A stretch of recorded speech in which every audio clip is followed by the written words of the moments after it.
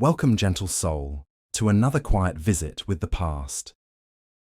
In tonight's episode, we'll step into another world, familiar in its humanity, yet distant in time. Maybe you're listening as your thoughts begin to slow, or perhaps you're already resting with heavy eyes. However you found your way here, I'm thankful. I'd love to know where you're listening from and what time of day it is for you. The idea of this quiet story floating across the world always makes me smile. If these bedtime journeys through history bring you calm, don't forget to subscribe. There are so many more peaceful nights ahead. Picture this. It's 1864 in the Bohemian quarter of Montmartre, Paris. The air is thick with cigarette smoke, passionate debates about art, and the unmistakable aroma of wormwood. In dimly lit cafes across the city, artists are gathering for their daily ritual, a ceremony so sacred that it defined an entire era. They call it the Green Hour, and what they're about to consume will either unlock their creative genius or drive them to complete madness. The drink sitting before them isn't just alcohol, it's absinthe, a spirit so potent, so controversial, that entire nations would eventually ban it. But here's what makes this story absolutely fascinating. This wasn't just any ordinary beverage. This was a liquid muse that would inspire masterpieces while simultaneously destroying the minds of those who dared to embrace it. What I'm about to reveal in this series will shock you. We're going to explore how absinthe became the creative fuel for legendary artists like Vincent van Gogh, Henri de Toulouse-Lautrec, and Oscar Wilde. But more importantly, we'll uncover the dark truth about how this emerald elixir ultimately consumed the very souls it once inspired. By the end of this journey, you'll understand why absinthe was called both the muse of artists and the destroyer of men. But first, let me paint you a picture of just how powerful this story really is. Edgar Degas, the master of ballet paintings, credited absinthe with helping him see movement in ways he never had before. Pablo Picasso's Blue Period coincided perfectly with his heaviest absinthe consumption. Ernest Hemingway wrote entire novels while under its influence. These weren't coincidences. These were the direct results of a chemical compound that literally altered human consciousness. Now, I know what you're thinking. This sounds like just another story about artists and alcohol. But what makes absinthe different from every other drink in history is its unique psychoactive properties. Unlike wine or whiskey, absinthe contains thujon, a compound found in wormwood that affects the brain in ways scientists are still trying to understand today. This single ingredient turned a simple aperitif into something that could unlock creativity while simultaneously unlocking madness. The ritual itself was almost religious in nature. Artists would place a sugar cube on a slotted spoon, balanced over their glass of absinthe. Then, slowly, methodically, they would drip ice-cold water over the sugar, watching as the clear green liquid transformed into an opalescent, cloudy mixture. This transformation, this magical moment when the drink changed before their very eyes, symbolized something much deeper. It represented the transformation of consciousness, the moment when reality began to bend and artistic vision became crystal clear. But here's where our story takes a darker turn. The same drink that inspired breathtaking masterpieces also led to violent hallucinations, complete mental breakdowns, and in some cases, murder. The line between creative genius and destructive madness became so thin that it was almost invisible. Artists who embraced the green fairy found themselves walking a tightrope between brilliance and insanity. Never knowing which side they would fall on, let me introduce you to our first character. A man whose relationship with absinthe would define not just his art, but his entire tragic existence. His name was Henri de Toulouse-Lautrec, and his story perfectly encapsulates everything beautiful and terrifying about the absinthe era. Born into French aristocracy in 1864, Henri seemed destined for a life of privilege and comfort. But fate had other plans. When Henri was just 13 years old, he broke his left leg. A year later, He broke his right leg. These weren't ordinary childhood accidents. Due to a rare genetic condition, his bones never healed properly, leaving him with a fully developed torso but legs that remained childlike. By adulthood, Henri stood just 4 feet 8 inches tall, a fact that would haunt him for the rest of his life. Rejected by high society because of his appearance, Henri found refuge in the underground world of Montmartre. Here, among the dancers, prostitutes, and outcasts of Parisian society, he discovered his true calling as an artist.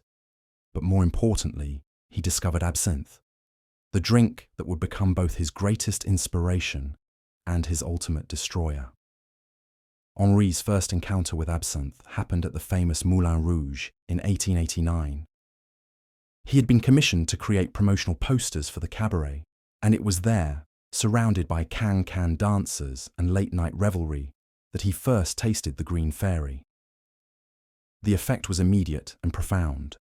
The alcohol numbed his physical pain, while the Thujones seemed to sharpen his artistic vision to an almost supernatural degree. Within months, Henri's art underwent a complete transformation. His paintings became bolder, more expressive, capturing movement and emotion in ways that had never been seen before. His famous poster of La Goulue, the star dancer at the Moulin Rouge, wasn't just a piece of advertising. It was a revolutionary work of art that captured the very essence of Parisian nightlife. And it was created entirely under the influence of absinthe. But Henri didn't just drink absinthe. He carried it with him everywhere in a specially designed hollow walking cane. This wasn't just eccentricity. This was necessity. The physical pain from his deformed legs was constant and excruciating, and absinthe was the only thing that provided relief. By 1895, Henri was consuming nearly a litre of absinthe every single day. Were extraordinary, the results. During his heaviest absinthe period, Henri created some of the most iconic images in art history. His paintings of the Moulin Rouge, his intimate portraits of Parisian nightlife, his revolutionary use of colour and movement. This all have flowed directly from his absinthe-enhanced perception.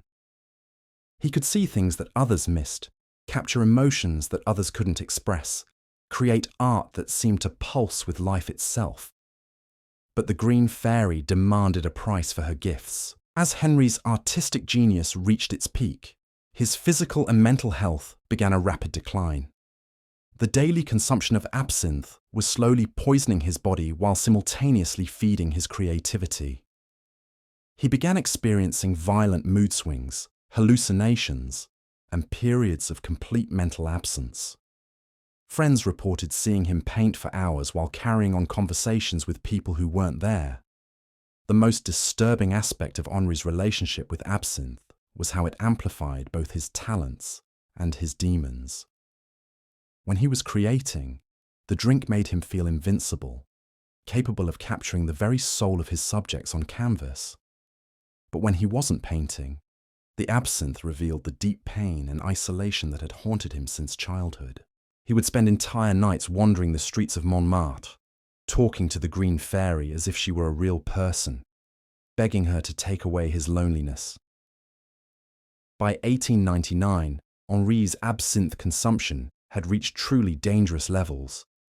He was drinking from the moment he woke up until he collapsed at night, often painting in states of such intoxication that he couldn't remember creating entire masterpieces. His friends and family staged multiple interventions, but Henri refused to give up the drink that had become both his muse and his master. The tragic irony of Henri's story is that absinthe gave him everything he wanted, while simultaneously destroying everything he was. The drink that allowed him to create timeless art also prevented him from forming lasting relationships. The substance that freed him from physical pain also trapped him in psychological torment. The Green Fairy that inspired his greatest works also authored his inevitable destruction. As we delve deeper into Henri's story in the next part of our series, you'll discover the shocking truth about what absinthe actually does to the human brain, and why so many brilliant artists couldn't resist its deadly embrace. You'll learn about the secret ingredient that made absinthe different from every other alcoholic beverage, and how this single compound changed the course of art history forever. But Henri de Toulouse-Lautrec was just the beginning. His story represents only one thread in a much larger tapestry of genius and madness that defined the absinthe era. Coming up, we'll meet Vincent van Gogh, whose relationship with the Green Fairy would lead to some of the most beautiful paintings ever created, and one of the most tragic endings in art history. We'll explore Oscar Wilde's passionate love affair with absinthe, and how it inspired his greatest literary works, while ultimately leading to his downfall and exile. The Green Fairy touched the lives of dozens of legendary artists, writers, and musicians, and in every case, the pattern was the same. First came the inspiration, the burst of creative energy that seemed almost supernatural in its intensity. Then came the masterpieces, works of art so revolutionary that they changed entire movements. But finally, inevitably, came the destruction. The price that the Green Fairy demanded for her gifts was always the same: everything. We'll explore how an entire generation of creative minds fell under the spell of a drink that promised everything and delivered a terrible price. But to truly understand the journey power of absinthe, we need to back to its origins, to the moment when this emerald elixir first emerged from the shadows of Swiss pharmacies to become the most controversial beverage in European history. The year was 1792, and Dr. Pierre Ordinaire, a French physician living in exile in Switzerland, was experimenting with medicinal herbs in his makeshift laboratory. What that day he create would change the world forever. By combining grand wormwood, anise, fennel, and a carefully guarded selection of other botanicals, Dr. Ordinaire had unknowingly birthed the Green Fairy herself. Initially marketed as a cure-all medicine, absinthe promised everything from stomach to heel ailments to depression. Little did anyone know that this innocent-looking green liquid would soon become the most addictive substance of the 19th century. The transformation from medicine to obsession happened gradually, then suddenly. By the 1840s, French soldiers stationed in Algeria were drinking absinthe-tod dysentery. When Prevent Malaria and these soldiers returned home, they brought with them not just stories of war, but an insatiable craving for the Green Fairy. What had been a military ration quickly became the drink of choice in Parisian cafes, and from there it spread like wildfire across Europe. But here's what made absinthe truly different from every other alcoholic beverage of its time. The drink contained thujone, a chemical compound derived from wormwood that had never been consumed in such concentrated doses before. Modern scientists describe thujone as a GABA antagonist, meaning it blocks the brain's natural calming mechanisms while simultaneously stimulating areas associated with creativity and perception. In simpler terms, absinthe didn't just intoxicate the body like wine or beer. It fundamentally altered how the brain processed reality itself. The effects were unlike anything people had experienced before. Users reported seeing colours more vividly, hearing music more clearly, and experiencing emotions with an intensity that bordered on the supernatural. Time seemed to slow down, allowing artists to observe details they had never noticed before. Shadows danced differently under absinthe's influence. Light took on qualities that seemed almost alive. For creative minds already pushing the boundaries of their art, absinthe offered a gateway into entirely new realms of perception. The ritual of drinking absinthe became as important as the drink itself. This wasn't something you gulped down quickly like whiskey or sipped casually like wine. The preparation required patience, precision, and an almost ceremonial reverence. Artists would gather in cafes every evening for what they called l'heure verte, the green hour, a sacred time when the mundane world transformed into something magical. The process began with pouring absinthe into a specially designed glass, usually filling it about 1/3 full. The liquid at this stage was clear and emerald green, deceptively innocent looking. Then came the sugar cube, placed carefully on a perforated spoon that balanced perfectly across the rim of the glass. The final step was the most crucial, slowly dripping ice-cold water over the sugar cube, one drop at a time. As the water mixed with the absinthe, something extraordinary happened.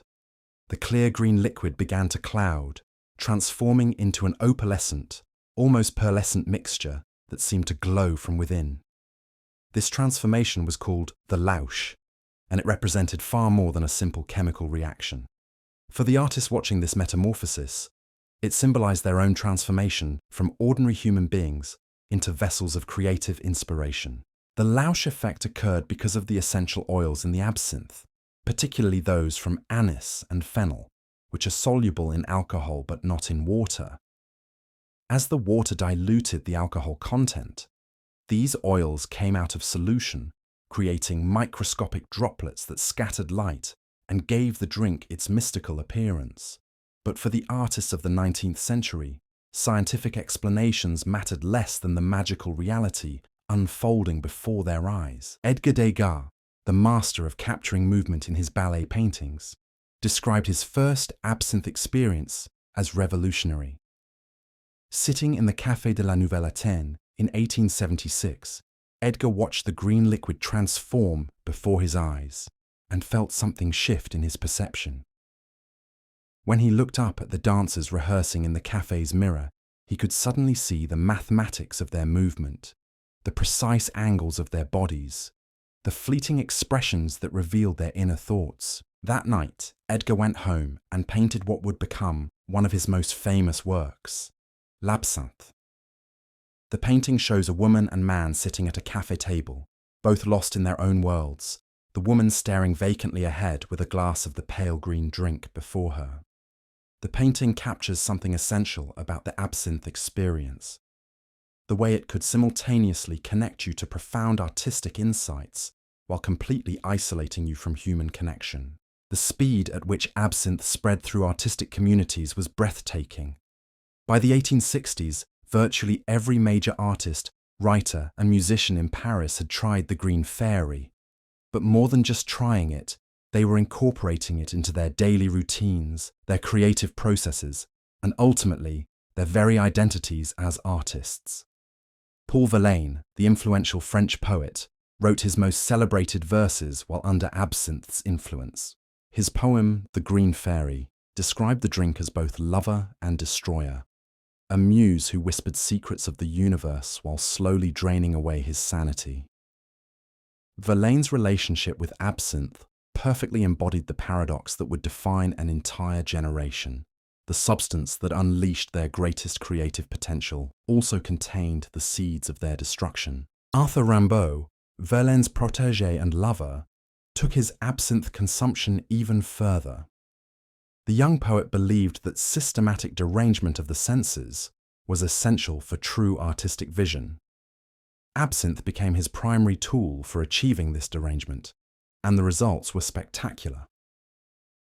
At just 19 years old, while heavily under the influence of the Green Fairy, Rimbaud wrote A Season in Hell, a work so revolutionary that it changed poetry forever. But Rimbaud's absinthe-fueled genius came at an enormous cost. By his early 20s, the constant consumption of the drink had left him physically and emotionally shattered. He abandoned poetry entirely, fleeing to Africa, where he lived as a trader, until his death at 37. His final letters home spoke of hallucinations that never stopped, of seeing green fairies dancing in the desert sun, of hearing voices that called him back to the cafés of Paris. The tragedy of Rimbaud's story reveals something crucial about absinthe's power. The drink didn't just enhance existing creativity, it seemed to demand total surrender to its influence. Artists who tried to maintain control, who attempted to use absinthe as merely a tool rather than a master, often found themselves unable to access its full potential.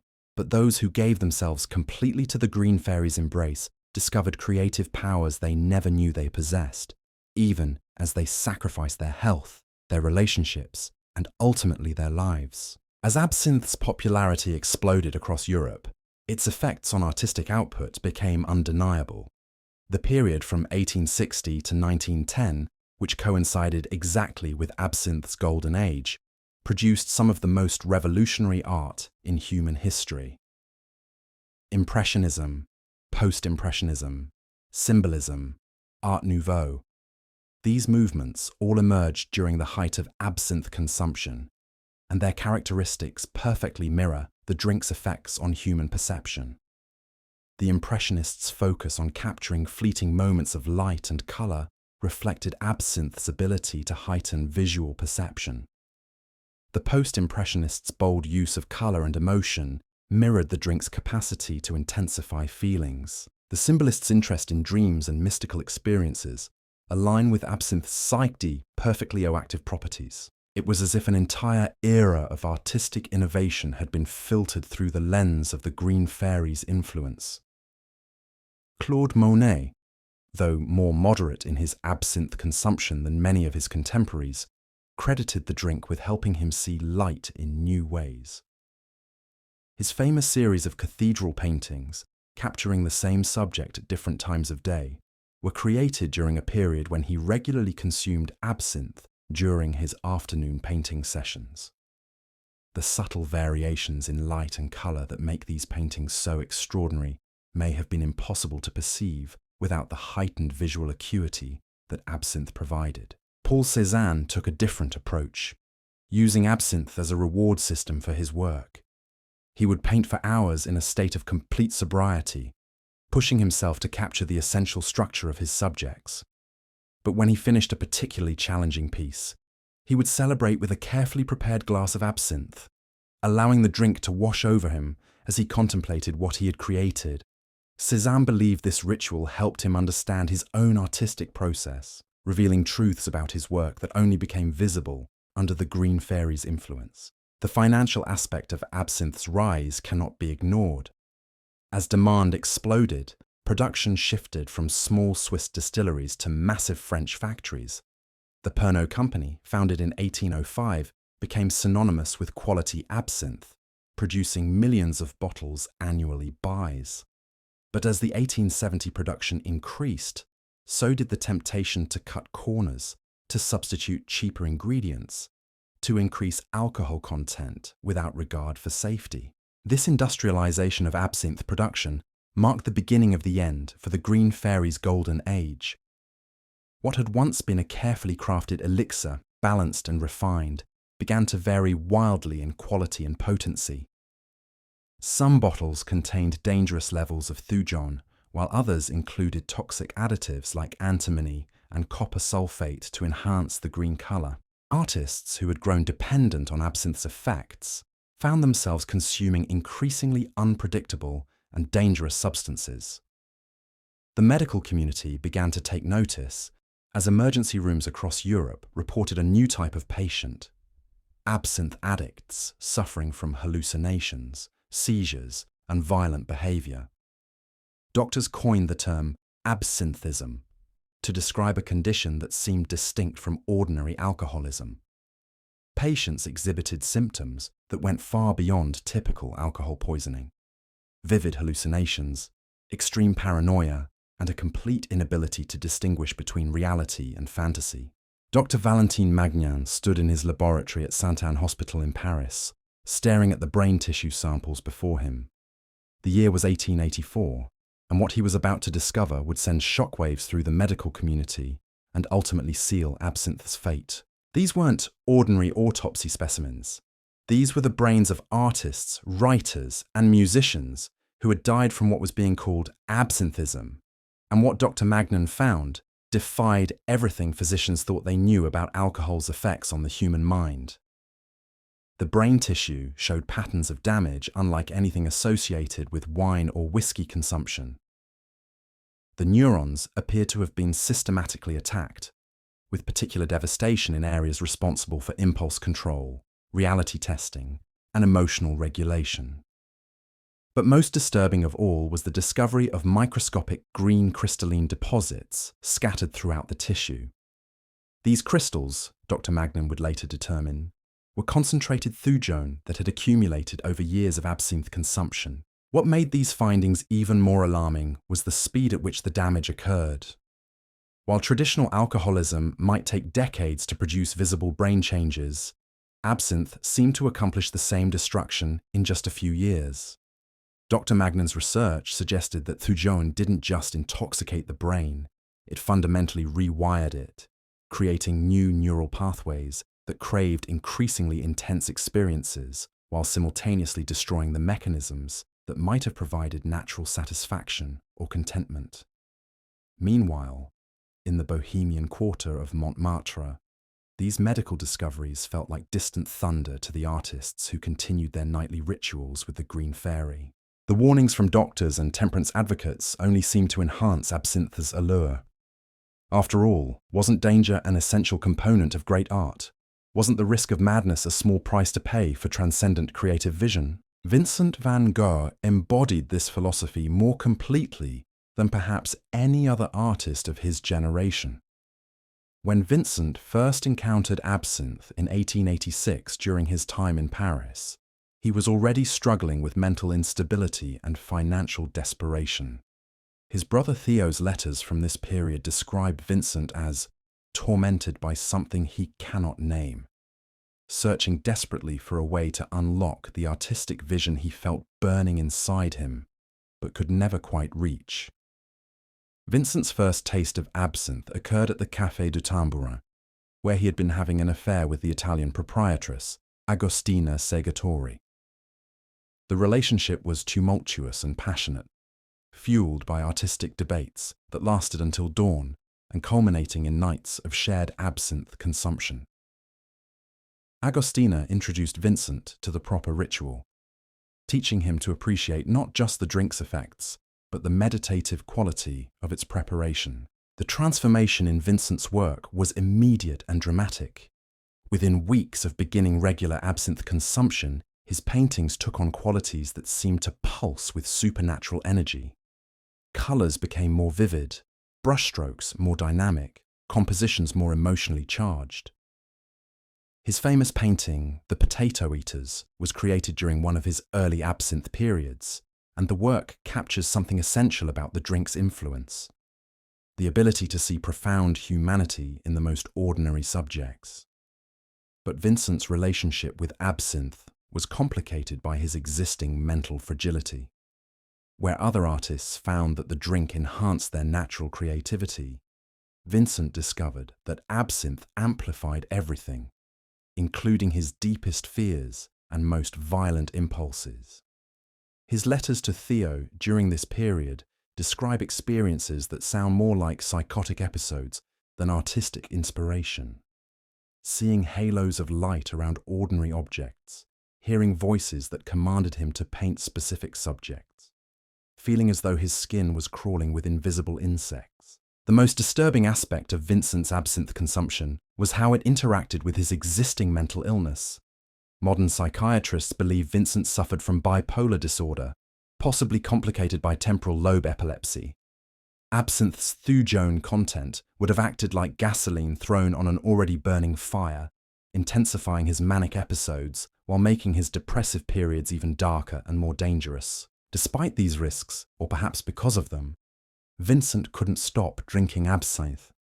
The periods when he abstained from the Green Fairy were marked by creative stagnation and overwhelming despair. Only when he was under absinthe's influence could he access the visionary state that allowed him to create his masterpieces. This created a vicious cycle. The drink was slowly destroying his mind, but without it, he felt unable to justify his existence as an artist. Vincent's move to Arles in 1888 marked the beginning of his most productive and most destructive period. Away from the social constraints of Paris, he began consuming absinthe in quantities that shocked even his bohemian friends. His daily routine involved painting from dawn until the early afternoon, then beginning his absinthe ritual as the sun set. By evening, he would be in a state of such altered consciousness that neighbours reported seeing him painting by candlelight in his garden, creating works that seemed to glow with their own internal fire. The paintings from this period, including The Starry Night over the Rhone and Café Terrace at Night, reveal the full extent of Absinthe's influence on Vincent's perception. The swirling dynamic brushstrokes that have become his signature weren't just artistic choices, they were visual representations of how Absinthe altered his vision. The intense yellows and blues that dominate these works mirror the colour hallucinations commonly reported by heavy absinthe users. But the Green Fairy's gifts came with an increasingly steep price.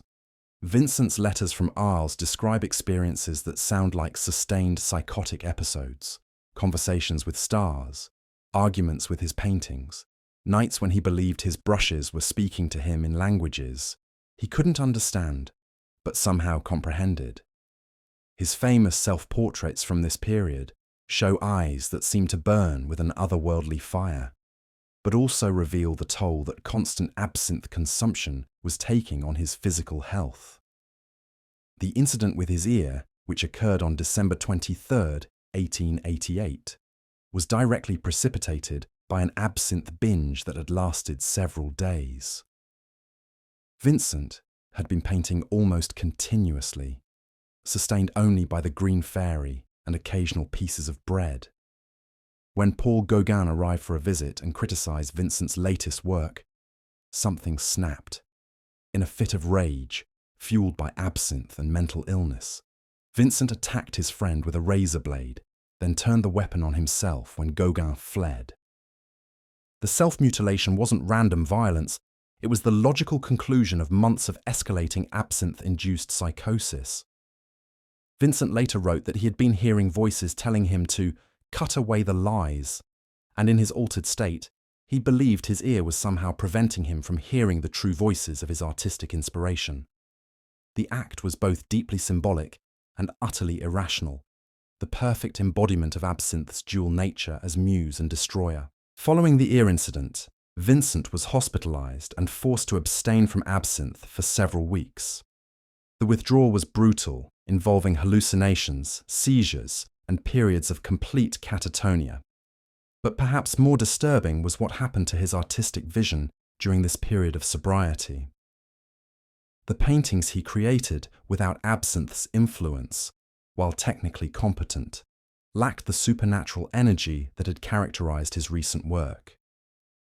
They seemed flat, ordinary, almost lifeless by comparison.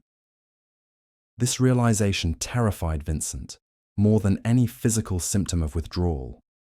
If absinthe was slowly killing him, but sobriety meant artistic death, what choice did he really have? The letters he wrote during his recovery reveal a man caught between two equally unacceptable fates: madness or mediocrity. For an artist who had sacrificed everything in pursuit of transcendent vision, mediocrity felt like a fate worse than death. When Vincent was released from the hospital, he immediately returned to absinthe, but with a new understanding of its power over him. His consumption became more ritualistic, almost religious in its intensity.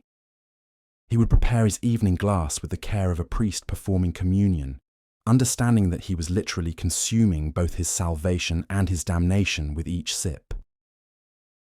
The final period of Vincent's life, from his release from the hospital until his death in July 1890, represents the most concentrated burst of genius in art history. Fueled by absinthe and driven by the knowledge that his time was running out, Vincent created some of his most famous works: The Starry Night, Wheatfield with Cypresses, Portrait of Dr. Gachet.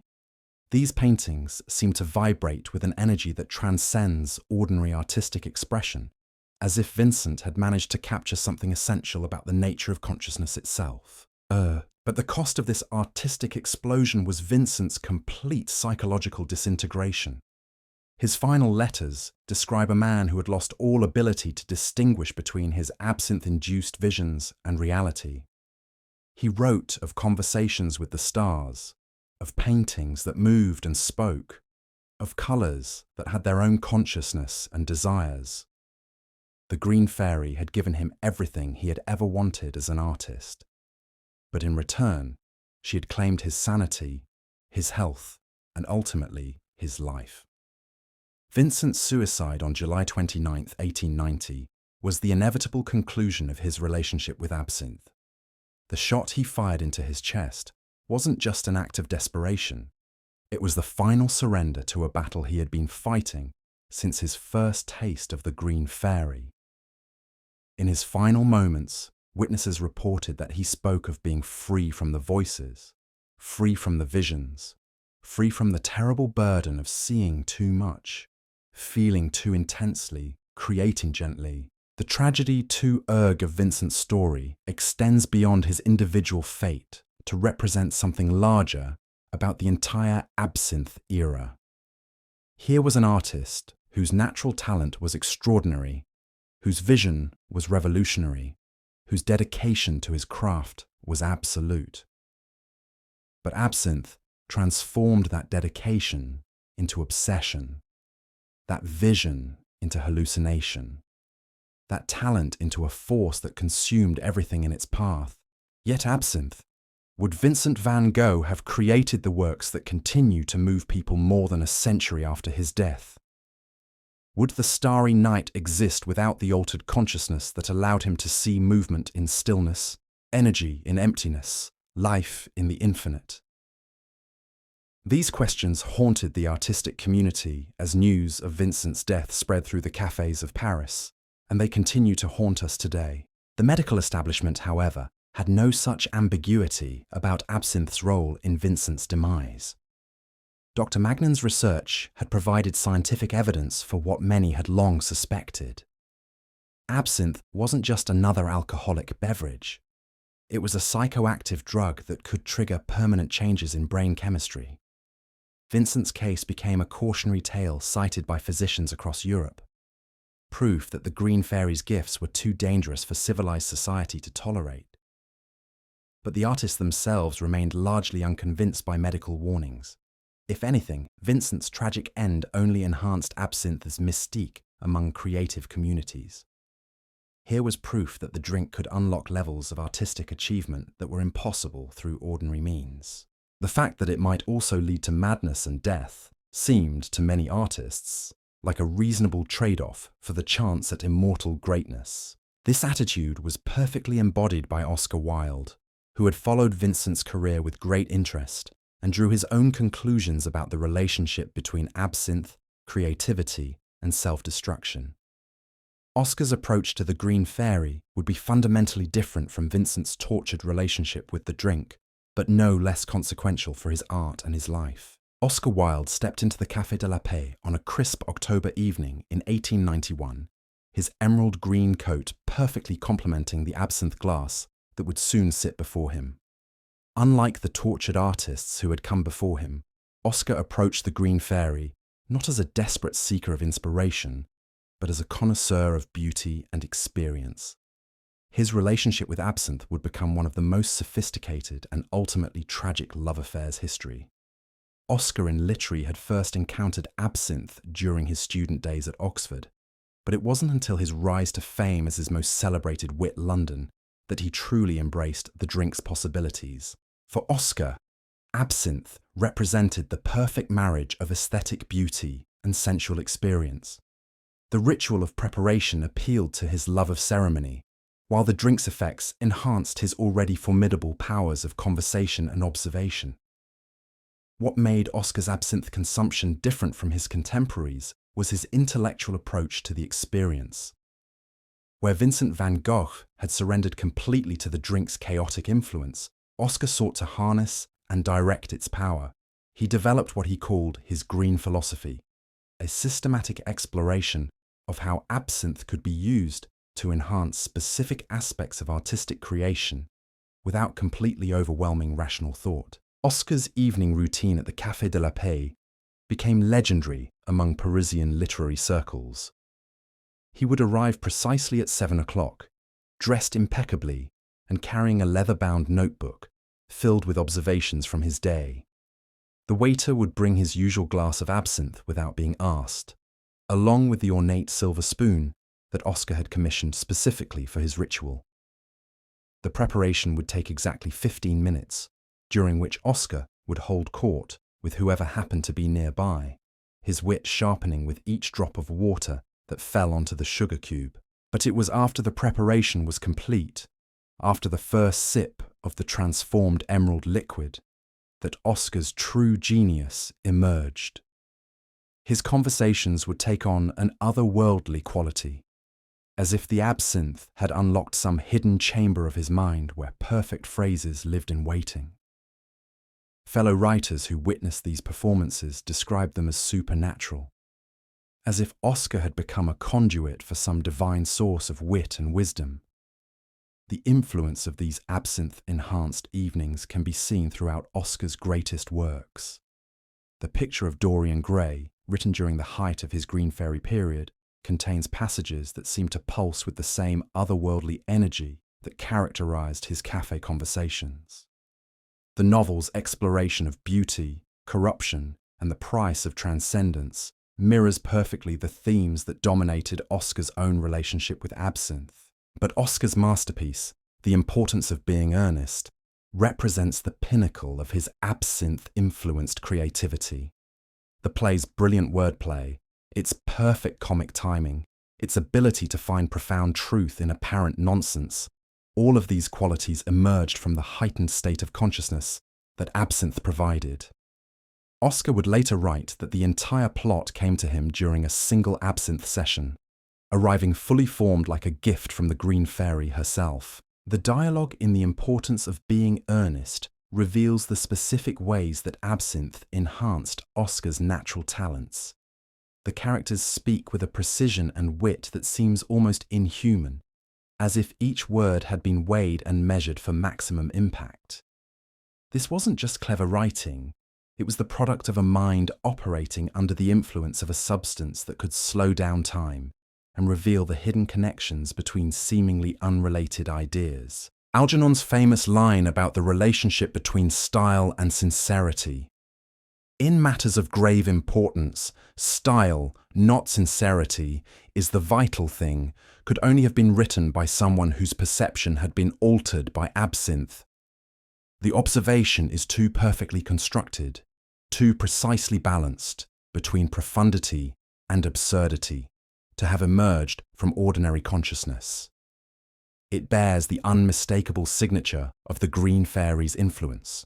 But Oscar's relationship with absinthe was complicated by his sexuality and his position in Victorian society.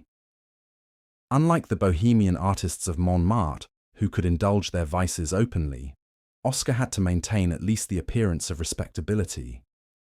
His absinthe consumption became part of his secret life, connected to the same hidden world that included his relationships with young men and his exploration of forbidden pleasures. This connection between absinthe and sexual transgression would prove to be Oscar's undoing. The drink didn't just enhance his creativity, it also lowered his inhibitions and made him careless about maintaining the careful balance between his public and private personas. Under absinthe's influence, Oscar became bolder in his relationships, more open about his true nature, more willing to take risks that his sober mind would have recognized as dangerous. The affair with Lord Alfred Douglas, which would ultimately destroy Oscar's career and reputation, began during an absinthe-fueled evening at the Savoy Hotel in 1891. Oscar had been drinking steadily throughout the day, preparing for the opening night of one of his plays, when Alfred arrived unexpected and uninvited. The attraction between them was immediate and overwhelming, intensified by the Green Fairy's influence, until it became impossible to resist. What followed was a passionate and destructive relationship that consumed Oscar's attention and resources for the next 4 years. Alfred was beautiful, intelligent, and utterly reckless, embodying all of the dangerous allure that absinthe represented. Like the Green Fairy herself, Alfred promised transcendence while delivering destruction, offering love while demanding sacrifice. The parallels between Oscar's relationship with absinthe and his relationship with Alfred are striking and probably not coincidental. Both represented forbidden pleasures that society condemned, but that Oscar found essential to his identity as an artist. Both enhanced his creativity while simultaneously threatening his reputation and safety. Both demanded increasingly risky behavior as tolerance built and the initial thrill diminished. Oscar's letters to Alfred during this period reveal a man intoxicated by more than just absinthe. His language takes on the same heightened, almost hallucinogenic quality that characterized his Green Fairy experiences. He writes of love as if it were a drug, describing withdrawal symptoms when separated from Alfred, that mirror exactly the physical and emotional effects of absinthe withdrawal. The tragedy of Oscar's story is that he recognized the parallels between these two addictions but felt powerless to resist either one. In his private diary, entries that wouldn't be discovered until decades after his death, he wrote extensively about the way absinthe and forbidden love seemed to reinforce each other, creating a cycle of craving and satisfaction that grew stronger with each repetition. By 1894, Oscar's consumption of both absinthe and risk had reached levels that alarmed even his closest friends. He was drinking the Green Fairy at breakfast, carrying flasks of it to social events, and consuming quantities that would have killed less experienced users. Simultaneously, his relationship with Alfred had become so public and scandalous that prosecution seemed inevitable. The trial that would destroy Oscar's life began not with his arrest, but with a series of absinthe-influenced decisions that demonstrated just how completely the Green Fairy had compromised his judgment. When Alfred's father, the Marquis of Queensberry, publicly accused Oscar of being a sodomite, a sober of mind would have recognized the wisdom ignoring the insult. But Oscar, emboldened by years of absinthe-enhanced confidence, chose to sue for libel instead. The decision to pursue legal action against Queensberry was made during what Oscar's friends later described as a 3-day absinthe binge. Witnesses reported that Oscar seemed to believe he was invincible, protected by his fame and talent from any possible consequences. The Green Fairy had convinced him that he could triumph over society's prejudices through the sheer force of his personality and wit. The trial itself became a public spectacle that destroyed not only Oscar, but also the entire aesthetic movement he represented. Under cross-examination, Oscar's absinthe-impaired reflexes and judgment failed him repeatedly. The quick wit that had made him famous became a liability as he made admissions and observations that sealed his fate. The prosecution, recognizing that they were facing a man whose faculties were compromised by years of substance abuse, pressed their advantage mercilessly. When the guilty verdict was announced, Oscar's immediate reaction revealed just how completely absinthe had altered his perception of reality. Instead of the shock and despair that would have been natural, he seemed almost relieved, as if some part of him had been waiting for this moment of ultimate destruction. Friends who visited him in prison reported that he spoke of his conviction as if it were the natural conclusion of his relationship with the Green Fairy, the final price that had to be paid for years of transcendent experience. The 2 years Oscar spent in Reading jail were marked by forced sobriety that proved almost unbearable. Without absinthe to mediate his experience of reality, Oscar found himself confronting the full horror of his situation without any chemical buffer. The withdrawal symptoms were severe, involving hallucinations, seizures, and periods of catatonic depression that lasted for weeks. But it was during this period of enforced abstinence that Oscar created what many consider his greatest work, De Profundis, the long letter to Alfred Douglas that serves as both love letter and condemnation, confession and philosophy. Written without the influence of absinthe, the work has a clarity and emotional honesty that his earlier writings, brilliant as they were, sometimes lacked. Reading De Profundis today, one can trace the evolution of Oscar's understanding of his relationship with both absinthe and destructive love. He writes of addiction not just as physical dependence, but as a spiritual condition that transforms the addict's entire relationship with reality. The Green Fairy, he realizes, had been more than just a drink. It had been a way of avoiding the painful truths about himself and his life that sobriety now forced him to confront. Upon his release from prison in 1897, Oscar faced a choice that would define his final years. He could embrace sobriety and attempt to rebuild his life and career, or he could return to the Green Fairy and accept whatever consequences followed. The decision, when it came, surprised no one who truly understood the nature of his addiction. Oscar's return to absinthe after his release was immediate and total. Within days of leaving Reading jail, he was back in his familiar haunts, preparing his evening ritual with the same ceremony that had characterized his pre-prison days. But something fundamental had changed during his years of forced abstinence. The drink that had once enhanced his natural brilliance now seemed to diminish it, providing temporary relief from depression and humiliation rather than inspiration and transcendence. The final period of Oscar's life, spent in exile in Paris, represents one of the most poignant chapters in the entire history of absinthe addiction. Here was a man who had once been the toast of London society, now reduced to begging drinks from strangers in shabby Parisian cafes.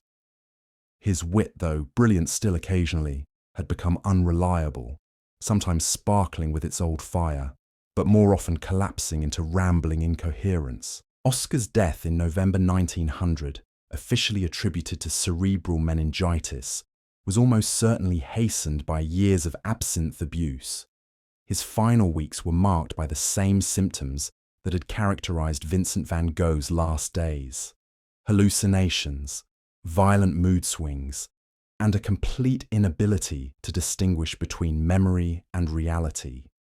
He died believing that he was still at the height of his fame, surrounded by admirers rather than the handful of loyal friends who had remained with him through his disgrace. The tragedy of Oscar Wilde's relationship with absinthe extends beyond his personal destruction to encompass what his fate represented for an entire generation of artists and writers. Here was a man whose natural talents were extraordinary, whose contribution to literature was undeniable, whose influence on aesthetic theory would last for generations. But absinthe had transformed those gifts into instruments of self-destruction, turning his greatest strengths into fatal weaknesses. The medical community seized upon Oscar's case as further evidence of absinthe's dangers, but they missed the more subtle aspects of his addiction. Unlike Vincent van Gogh, who had used absinthe to access visions that were otherwise impossible, Oscar had used it to enhance abilities he already possessed. The Green Fairy hadn't given him wit and intelligence, it had simply amplified what was already there. But in doing so, it had also amplified his capacity for self-deception and poor judgment. Oscar's story reveals something crucial about the nature of absinthe addiction that pure medical analysis couldn't capture. The drink didn't just affect the brain's chemistry, it altered the user's entire relationship with reality. For someone like Oscar, whose livelihood depended on his ability to navigate social situations and understand human nature, this alteration proved catastrophic. The same substance that made him brilliant in controlled settings made him reckless in situations that required careful judgment. The pattern that emerges from studying Oscar's relationship with absinthe is one that would be repeated countless times throughout the Green Fairy's reign of influence. Initial enhancement of natural abilities leads to increasing dependence, which leads to tolerance and the need for higher doses, which leads to impaired judgment and dangerous behavior, which leads to consequences that require even more absinthe to endure, which leads to complete destruction of everything the user once valued. But perhaps the most tragic aspect of Oscar's story is how completely he understood this pattern while being powerless to break free from it. His letters and diary entries from his final years reveal a man who could analyze his own addiction with devastating clarity while being unable to take any meaningful action to address it. The Green Fairy had not only captured his body and mind, but had convinced him that life without her influence would be unbearably mundane. This philosophical dimension of absinthe addiction, the way it convinced users that ordinary consciousness was insufficient for true artistic achievement, may have been its most insidious aspect. Unlike simple physical addiction, which could theoretically be overcome through willpower and medical intervention, this psychological dependence involved the user's entire identity as an artist and human being. To give up absinthe meant giving up not just a drug, but a way of seeing and being that had become central to creative identity. The artistic community's response to Oscar's death was complicated and contradictory. Many recognized that Absinthe had played a crucial role in his destruction, but they also couldn't ignore the extraordinary work he had produced under its influence. His plays continued to be performed, his wit continued to be quoted, his aesthetic theories continued to influence new generations of artists. Had the Green Fairy destroyed a great talent, or had it been responsible for creating that talent in the first place?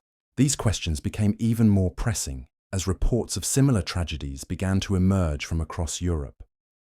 In Prague, the composer Antonín Dvořák was found dead in his studio, surrounded by empty absinthe bottles and pages of music that seemed to have been written in a state of complete madness.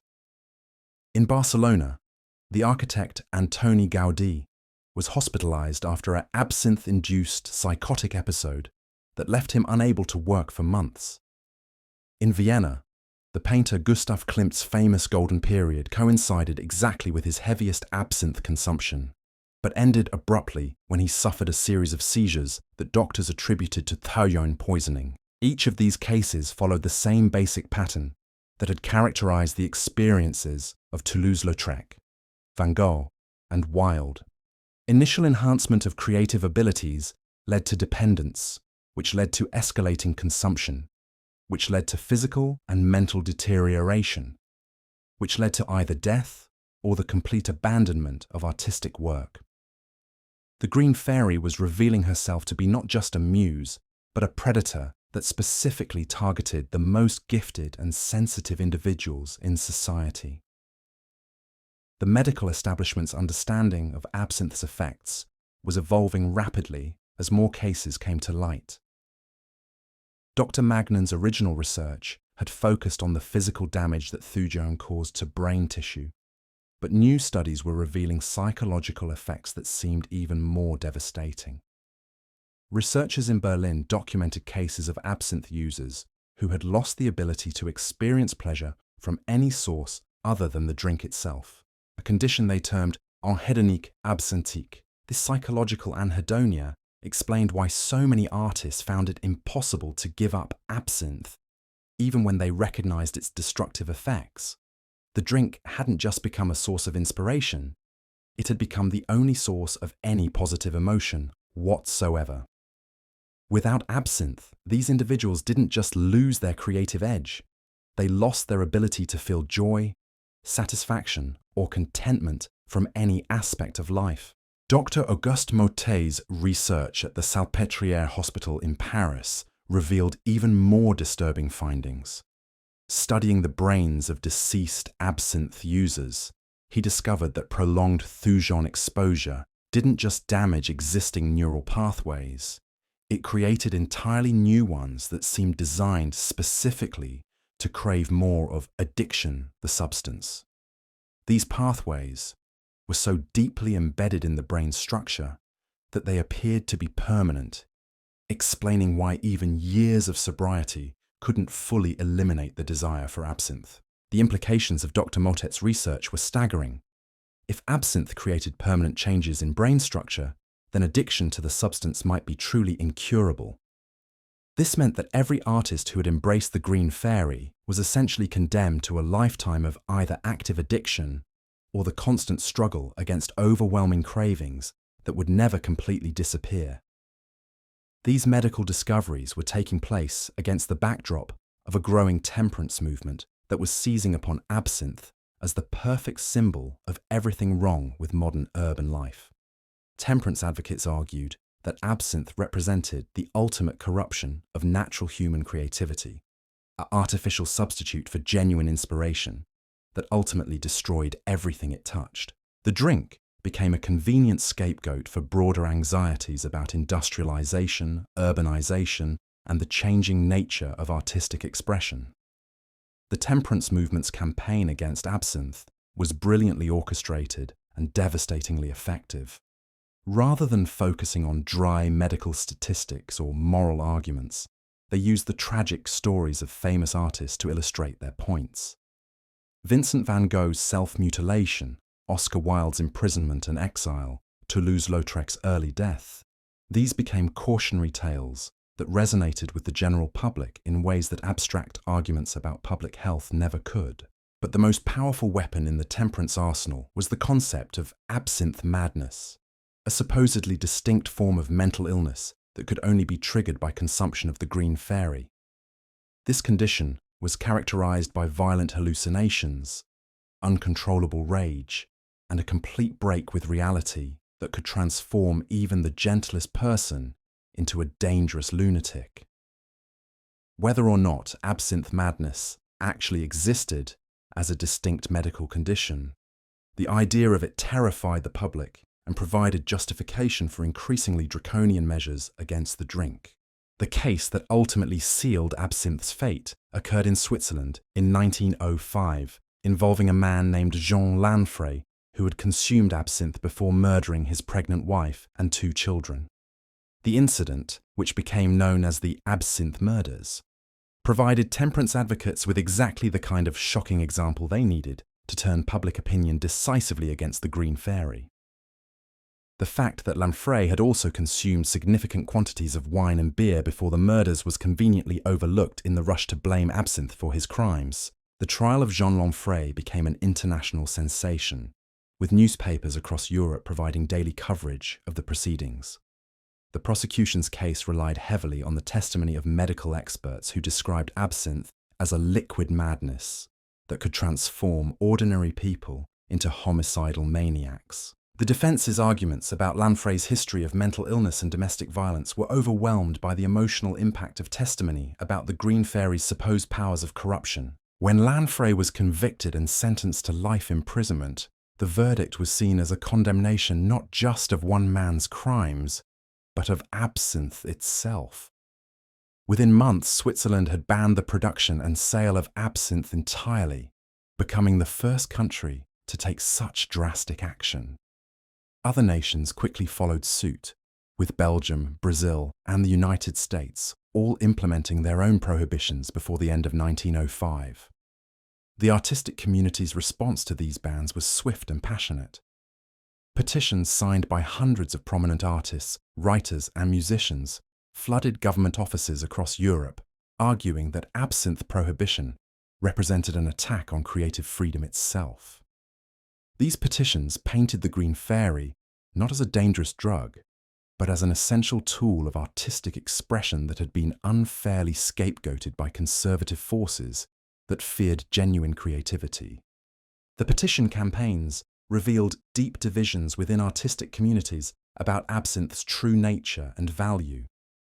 Older, more established artists tended to support prohibition, having witnessed firsthand the destructive effects of the drink on their younger colleagues.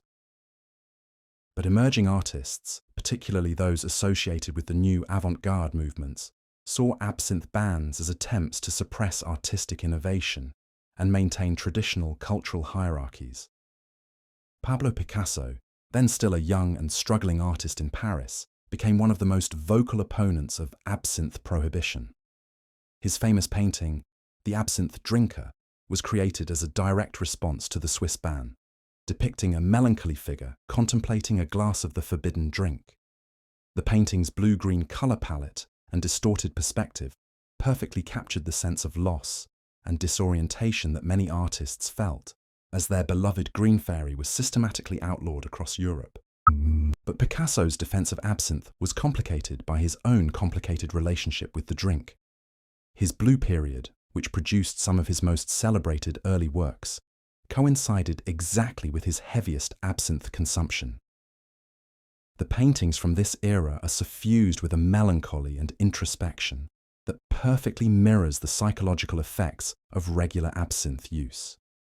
The distorted figures and elongated forms that characterize these works may have been as much a product of altered perception as artistic innovation. As country after country banned absinthe, a thriving black market emerged to serve the artistic communities that refused to give up their beloved green fairy.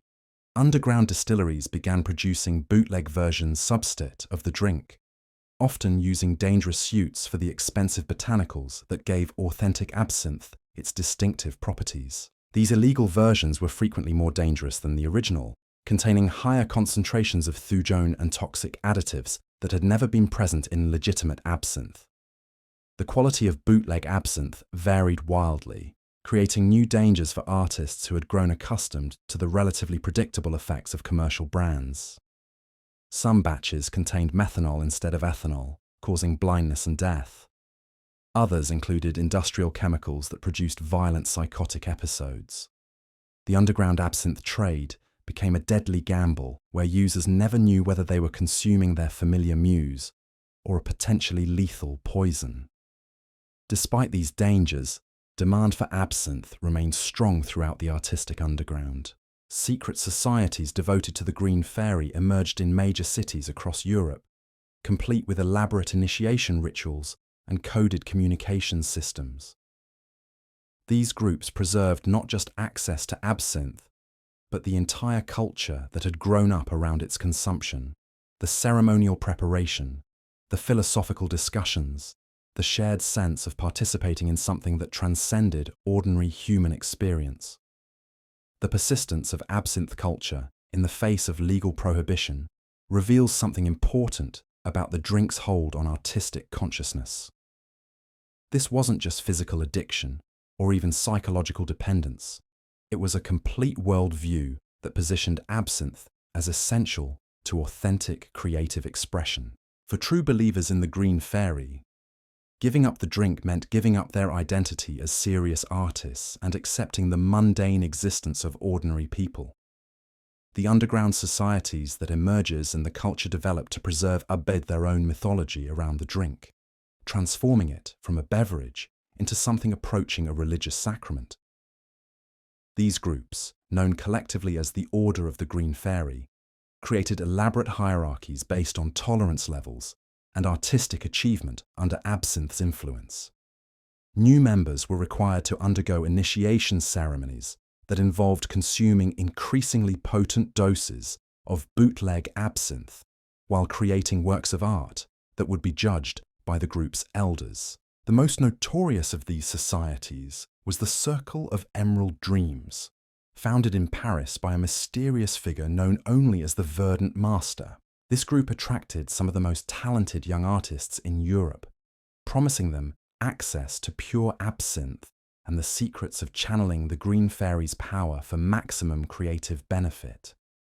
Members included future luminaries of the Surrealist movement, who would later claim that their revolutionary artistic techniques had been revealed to them during absinthe-induced visions.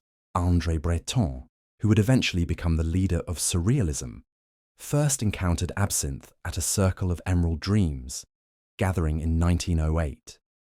The 19-year-old poet had been struggling to find his artistic voice when a friend invited him to what was described as a gathering of true believers. The ceremony took place in an abandoned warehouse in Belleville, where dozens of artists sat in a circle around an ornate altar dedicated to the Green Fairy. The ritual began at midnight with the lighting of green candles that had been infused with wormwood oil. Each participant was given a glass of bootleg absinthe that glowed with an unnatural luminescence, the result of phosphorescent compounds that underground distillers had begun adding to distinguish their products from competitors. As the group consumed their drinks in unison, the Verdant Master began to speak about the true nature of artistic inspiration and the role of altered consciousness in accessing higher truths. What happened next would haunt André for the rest of his life. As the absinthe took effect, the boundaries between individual consciousness began to dissolve. Participants reported experiencing shared hallucinations, collective visions that seemed to emerge from some deeper layer of reality than ordinary perception could access. André found himself painting alongside artists he had never met before, creating works that seemed to flow from a collective unconscious rather than individual inspiration. The painting André created that night, which would later describe as his first true work of art, depicted a landscape that existed nowhere on Earth but felt more real than any place he had ever visited. The image showed twisted trees growing from pools of green liquid, their branches reaching toward a sky filled with floating eyes that wept tears of emerald light. The technique was unlike anything he had learned in art school, involving layers of paint applied in patterns that seemed to move and shift when viewed from different angles. When André awakened the next morning, he found himself lying on the warehouse floor, surrounded by dozens of similar paintings, all created by different artists, but sharing the same impossible landscape. The experience convinced him that Absinthe didn't just enhance individual creativity, it provided access to a realm of shared imagination that existed beyond the boundaries of personal consciousness. This revelation would later form the theoretical foundation for surrealist automatic drawing and collaborative artistic techniques. But André's relationship with Absinthe was complicated by his growing awareness of its destructive potential. Even as the drink opened new realms of creative possibility, he witnessed its devastating effects on fellow circle members. Within 2 years of joining the group, he had seen talented artists reduced to babbling madness, promising careers destroyed by addiction, and at least 3 deaths that could be directly attributed to bootleg absinthe poisoning. The most tragic case involved a young painter named Céleste Moreau, whose talent had been recognized by established masters before she discovered absinthe at age 22. Céleste's first encounter with the Green Fairy occurred during a clandestine gathering in Montparnasse, where underground artists had created an elaborate recreation of the café culture that Prohibition had destroyed. The setting was perfect. Dim lighting, ornate glasses, the careful ritual of preparation that made each drink feel like a sacred ceremony. Céleste's initial experience with absinthe was transformative in ways that seemed purely positive. Her paintings, which had previously been competent but unremarkable, suddenly blazed with supernatural energy and vision. She could work for 18 hours straight without fatigue, sustained only by the Green Fairy's embrace, creating canvases that seemed to pulse with their own internal light. Gallery owners who had previously ignored her work began competing for the right to display her absinthe-inspired creations. The artistic breakthrough came with a terrible price that became apparent only gradually. As Céleste's tolerance for absinthe increased, she required larger and more frequent doses to achieve the same creative effects. The bootleg absinthe available through underground channels was inconsistent in quality and often dangerously potent, but Céleste consumed it without regard for the risks. Her entire existence became organized around the rhythm of absinthe consumption and artistic creation, with everything else in her life relegated to secondary importance. The physical deterioration was swift and alarming. Within 18 months of her first taste of absinthe, Céleste had lost significant weight, developed a persistent tremor in experiencing hallucinations that purse her hands, and beganisted even when she was sober. Friends reported seeing her engaged in animated conversations with invisible companions, painting portraits of people who existed only in her absinthe-altered perception. The line between creative vision and psychotic delusion had become completely blurred. Céleste's final painting, created just days before her death in 1911, revealed the full extent of absinthe's hold on her consciousness. The work, titled The Green Fairy's Embrace, showed a female figure dissolving into streams of emerald light, while shadowy forms reached out from the darkness to claim her. The painting technique was extraordinary, involving layers of green pigment applied with such precision that the image seemed to glow from within. But the subject matter was deeply disturbing, suggesting that Céleste had come to view her own destruction as a form of artistic transcendence. The circumstances of Céleste's death shocked even the hardened members of the underground absinthe community. She was found in her studio, surrounded by dozens of unfinished paintings, having consumed what investigators estimated to be nearly a full bottle of bootleg absinthe in a single evening.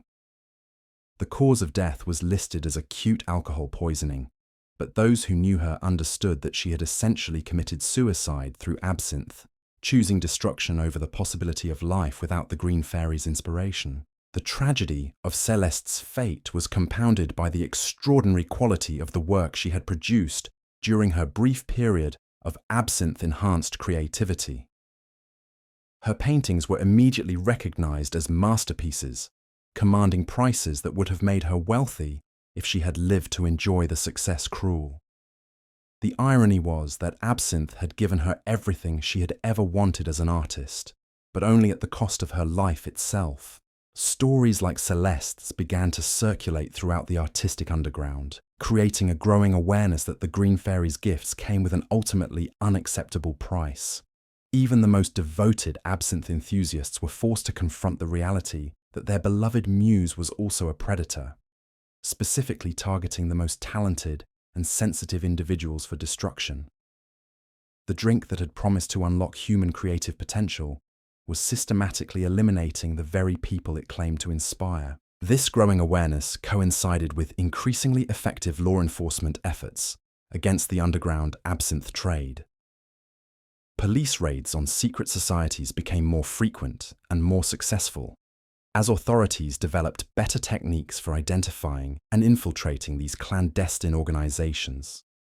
The romantic image of artists gathering in hidden locations to commune with the Green Fairy began to give way to the harsher reality of criminal prosecution and imprisonment. The raid that effectively ended the Circle of Emerald Dreams took place on a cold February night in 1912.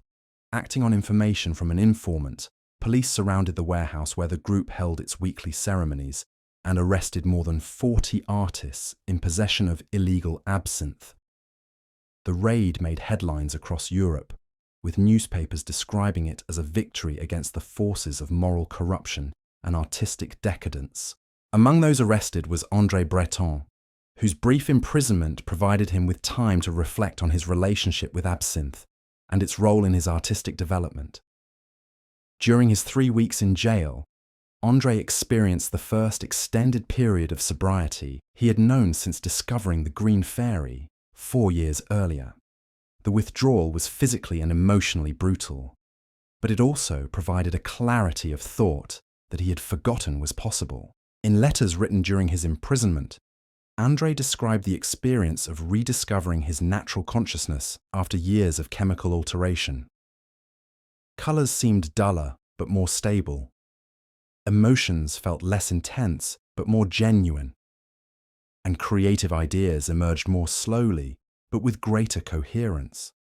Most importantly, he realized that his artistic abilities had not disappeared during sobriety. They had simply been masked by his dependence on absinthe-enhanced perception. This revelation led André to a painful but necessary decision. Upon his release from prison, he made a complete break with the absinthe underground, abandoning not just the drink, but the entire culture that had grown up around its consumption. The decision was extraordinarily difficult, requiring him to give up friendships, artistic connections, and what had felt like his primary source of creative inspiration. But André had come to understand that true artistic freedom required liberation from chemical dependence. The transition away from absinthe was not smooth or immediate. André struggled with depression, creative blocks, and a persistent sense that his sober work lacked the supernatural energy of his absinthe-inspired creations. There were multiple relapses, secret returns to bootleg absinthe that provided temporary relief, but ultimately reinforced his conviction that complete abstinence was necessary for genuine artistic development. Gradually, André began to develop artistic techniques that could achieve some of the same effects as absinthe, without requiring chemical alteration of consciousness. These techniques, which would eventually become central to surrealist methodology, involved systematic approaches to accessing unconscious material through meditation, dream analysis, and collaborative creative exercises. The goal was to achieve the same expansion of creative possibility that absinthe had provided, but through natural means that enhanced rather than destroyed the artist's long-term potential. The automatic drawing techniques that André pioneered during this period were directly inspired by his memories of absinthe-induced creativity. By allowing his hand to move across paper without conscious direction, following impulses that seemed to emerge from deeper layers of consciousness, he could approximate the same sense of creative channeling that had characterized his Green Fairy experiences. The results were often surprising and powerful, revealing artistic possibilities that his rational mind would never have considered. But perhaps more importantly, André discovered that sobriety brought its own forms of creative enhancement that absinthe had actually prevented him from experiencing. Without the artificial intensity of chemical alteration, he could appreciate subtle nuances of color, form, and meaning that had been lost in the overwhelming sensory assault of absinthe intoxication. His work became more precise, more controlled, and ultimately more emotionally resonant than anything he had created under the Green Fairy's influence. The artistic movement that emerged from André's post-absinthe period would eventually eclipse everything that had been created during the height of the Green Fairy's influence. Surrealism, with its systematic exploration of unconscious material and collaborative creative techniques, proved that the expansion of artistic possibility did not require chemical dependence. The movement attracted many former absinthe users who had made similar decisions to pursue sobriety and natural methods of creative enhancement. Meanwhile, the legal campaign against absinthe was achieving complete success across Europe. By 1914, virtually every major nation had implemented comprehensive bans on the production, sale, and importation of the drink. The underground trade persisted in some areas, but increasingly effective law enforcement and declining demand had reduced it to a shadow of its former influence. The Green Fairy era was effectively over, leaving behind a complex legacy of extraordinary artistic achievement and human destruction. The medical community declared victory over what they had characterized as a public health crisis of unprecedented proportions. Statistics seemed to support their claims. Rates of what had been termed absinthe madness dropped dramatically following prohibition. Violent crimes associated with hallucinations decreased significantly, and overall, alcohol-related hospitalizations declined as people switched to less potent beverages. The campaign against absinthe was held up as a model for how scientific evidence and public advocacy could successfully address social problems. But the artistic community remained divided about the true impact of absinthe prohibition. While few disputed that the drink had caused tremendous individual suffering, many argued that its elimination had also removed an important tool for creative exploration. The period of greatest absinthe consumption, from 1860 to 1910, had coincided with revolutionary developments in virtually every artistic medium. The question of whether this was correlation or causation would continue to be debated for generations. The outbreak of World War I in 1914 effectively ended these debates by transforming European society in ways that made the absinthe era seem like a distant memory. The mechanized slaughter of millions of young men, many of whom had been part of the artistic communities that had embraced the Green Fairy, created new forms of trauma and disillusionment that required different artistic responses. The romantic image of artists gathering in cafes to commune with mystical substances was replaced by the harsh reality of shell shock, poison gas, and industrial warfare. Yet even as the war raged, some artists continued to seek out the last remaining supplies of authentic absinthe, viewing it as a connection to a more innocent time when the greatest danger facing creative minds was their own self-destructive impulses rather than the mechanized violence of modern warfare. These final encounters with the Green Fairy often had a desperate elegiac quality, as if participants understood they were witnessing the end of an era that would never return. The story of Guillaume Apollinaire perfectly captures this transition from the absinthe era to the modern age of warfare and technological destruction. Guillaume had been a regular participant in Parisian café culture before the war, consuming absinthe while writing the experimental poetry that would influence generations of future writers. His relationship with the Green Fairy had been more controlled than many of his contemporaries, using it as an occasional tool for creative exploration rather than a daily necessity. When war broke out, Guillaume enlisted in the French artillery, trading his absinthe glass for a gas mask and his poet's notebook for military orders. The transition was jarring and profound, requiring him to adapt his artistic sensibilities to a world where beauty and creativity seemed irrelevant luxuries. During quiet moments between bombardments, Guillaume would write letters describing his longing for the simple pleasures of pre-war Paris, the ritual of absinthe preparation, the animated discussions about art and philosophy, the sense that creative work mattered more than political events. In March 1916, Guillaume suffered a severe head wound from shrapnel that left him partially paralyzed and struggling with memory problems that would plague him for the rest of his short life. During his recovery in a military hospital, he was occasionally able to obtain small amounts of bootleg absinthe through black market connections, using the drink to manage both his physical pain and his psychological trauma from combat exposure. The poetry Guillaume wrote during this period, under the combined influence of head trauma and absinthe, represents entirely the new in literature's something. Verses seem to exist, frag in a state of constant mentation and reconstruction, mirroring both the effects of brain injury and the perceptual alterations caused by thujon exposure.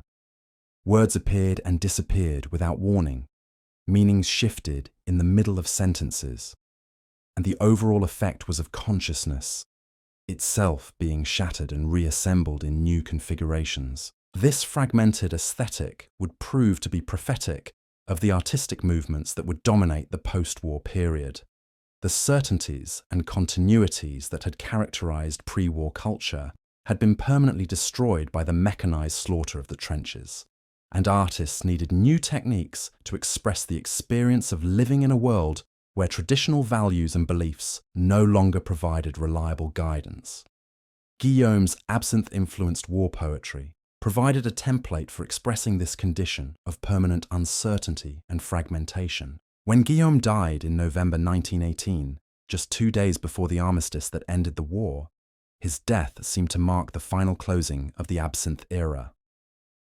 The world that emerged from the Great War had no place for the romantic image of artists gathering to commune with mystical substances, in search of transcendent vision. The new reality required different drugs to manage different forms of trauma, and the Green Fairy's promise of creative enhancement seemed quaint and irrelevant in the face of industrial-scale human destruction. The prohibition of absinthe, which had seemed like a victory for public health and moral reform before the war, was revealed to be largely a relevant face of much levant in threats to human welfare and grated creativity. The same governments that had banned absinthe as too dangerous for civilian consumption were now distributing much more potent drugs to soldiers to help them cope with combat conditions. The medical establishment that had condemned thujon as a dangerous psychoactive substance was now prescribing morphine, cocaine, and other narcotics on an unprecedented scale. This contradiction was not lost on the surviving members of the pre-war artistic community, many of whom began to view absinthe prohibition as part of a broader pattern of social control rather than genuine concern for public health. The Green Fairy had been eliminated, not because it was uniquely dangerous, but because it represented a form of consciousness expansion that authorities found threatening to establish social hierarchies. The war had revealed that governments were perfectly willing to accept massive casualties when it served their political purposes, making their earlier concerns about absinthe-related deaths seem hypocritical and manipulative. The post-war period saw occasional attempts to revive absinthe culture, but these efforts were hampered by the fundamental changes that the war had brought to European society. The café culture that had provided the social context for absinthe consumption had been largely destroyed, with many establishments closed permanently and their regular customers dead on foreign battlefields. The artistic communities that had embraced the Green Fairy had been scattered by military service, economic disruption, and the simple passage of time. More fundamentally, the aesthetic values that had made absinthe appealing to pre-war artists seemed inadequate for addressing the new realities of the 20th century.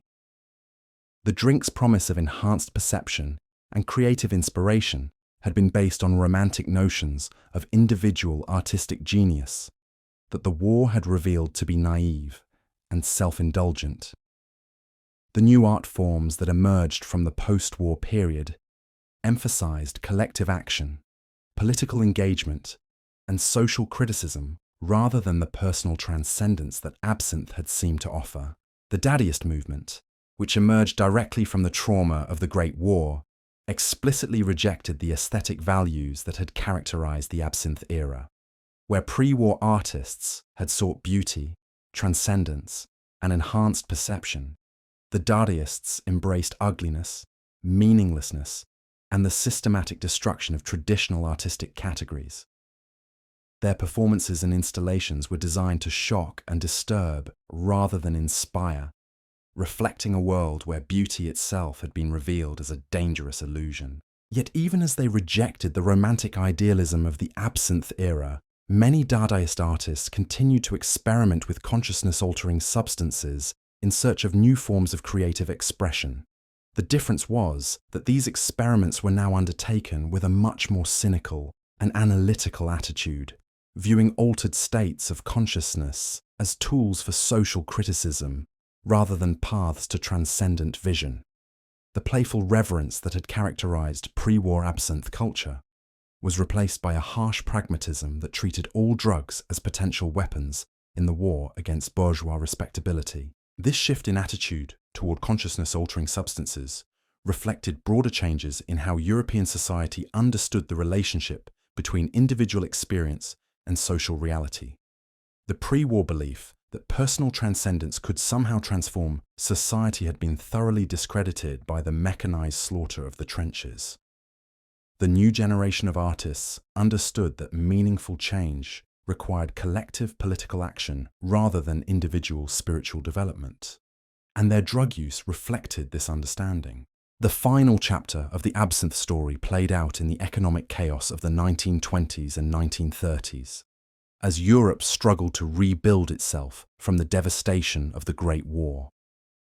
The black market trade in absinthe persisted in some areas, but it had been reduced to a marginal activity serving nostalgic older artists and curious young people who had heard romanticized stories about the Green Fairy's legendary powers.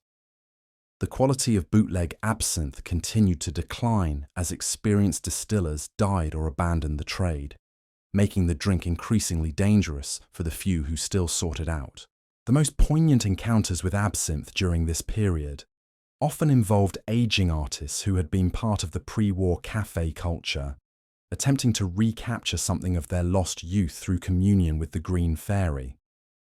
These experiences were typically disappointing, as the social context that had made absinthe meaningful no longer existed.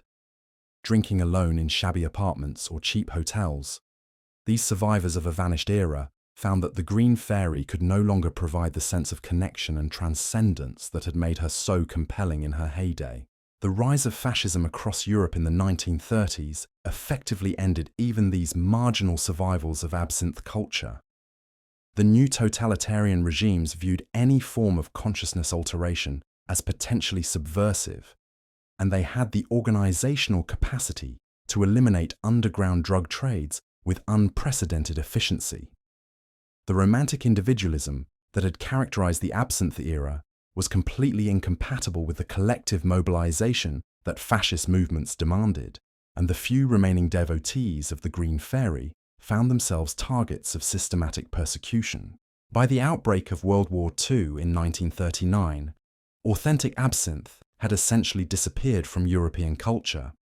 The drink that had once inspired some of the greatest art in human history had been reduced to a historical curiosity, remembered primarily through the tragic stories of the artists it had destroyed. The Green Fairy's reign had lasted less than a century, but its impact on artistic development and cultural consciousness would continue to resonate long after the last glass of authentic absinthe had been consumed. The legacy of the Absinthe era remained complex and contradictory. On one hand, the period of greatest absinthe consumption had coincided with revolutionary developments in virtually every artistic medium, producing works that continued to influence creative expression decades after Prohibition.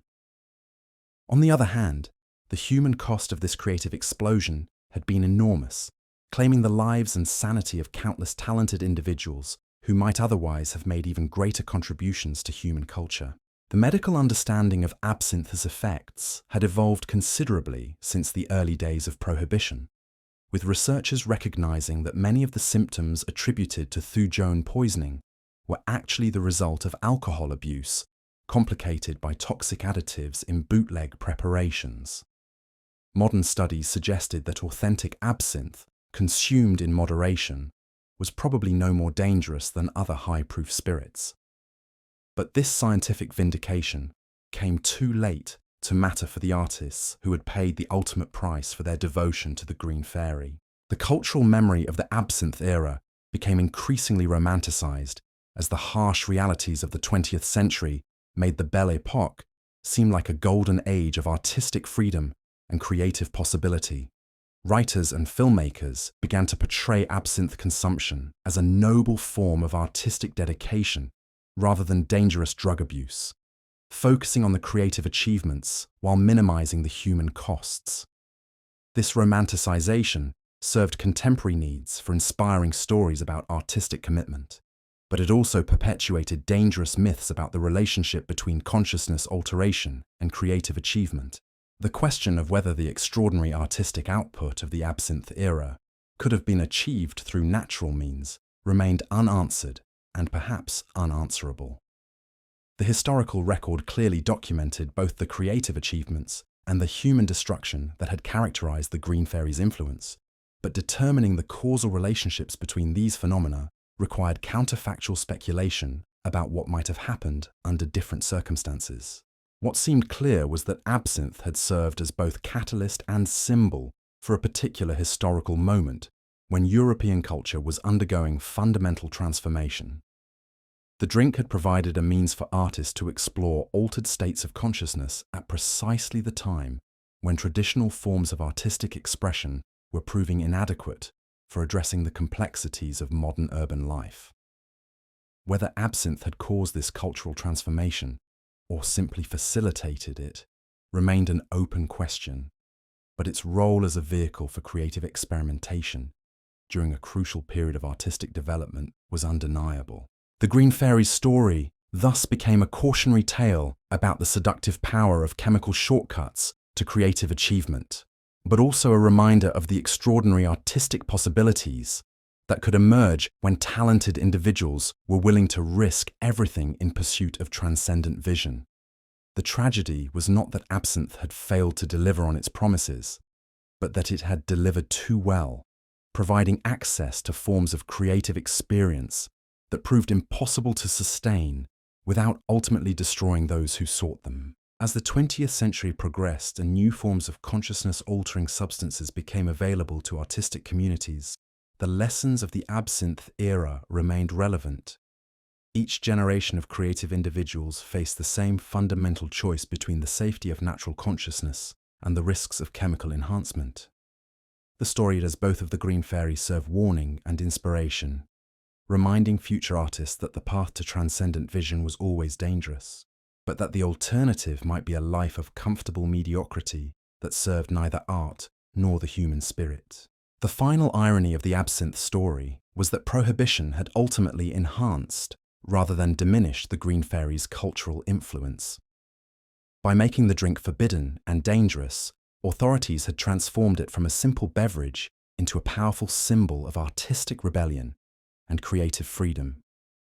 The mythology that grew up around absinthe during the Prohibition era proved more durable and influential than the actual effects of consuming the drink, ensuring that the Green Fairy's legacy would continue to inspire and haunt artistic communities long after the last authentic bottle had been consumed. The story of absinthe's prohibition seemed to mark the end of an era, but the Green Fairy's influence on human consciousness proved more resilient than lawmakers had anticipated. Even as governments across Europe celebrated their victory over what they termed the Emerald Menace, underground networks of artists, writers, and philosophers continued to seek out the forbidden elixir, driven by something deeper than mere addiction or nostalgia. What authorities failed to understand was that absinthe had become more than just a drink during its golden age. It had evolved into a symbol of artistic authenticity, a badge of creative commitment that separated true artists from mere practitioners. The very act of seeking out forbidden a form of artistic absinthe became statement, a declaration that one was willing to risk everything in pursuit of transcendent vision. This symbolic power was most evident in the emergence of what historians would later call the Green Underground, a loose network of artists who maintained absinthe culture through secret rituals and clandestine gatherings. Unlike the open cafe culture that had characterized the drink's heyday, these new practitioners operated in shadows, meeting in abandoned buildings, private homes, and hidden chambers beneath established businesses.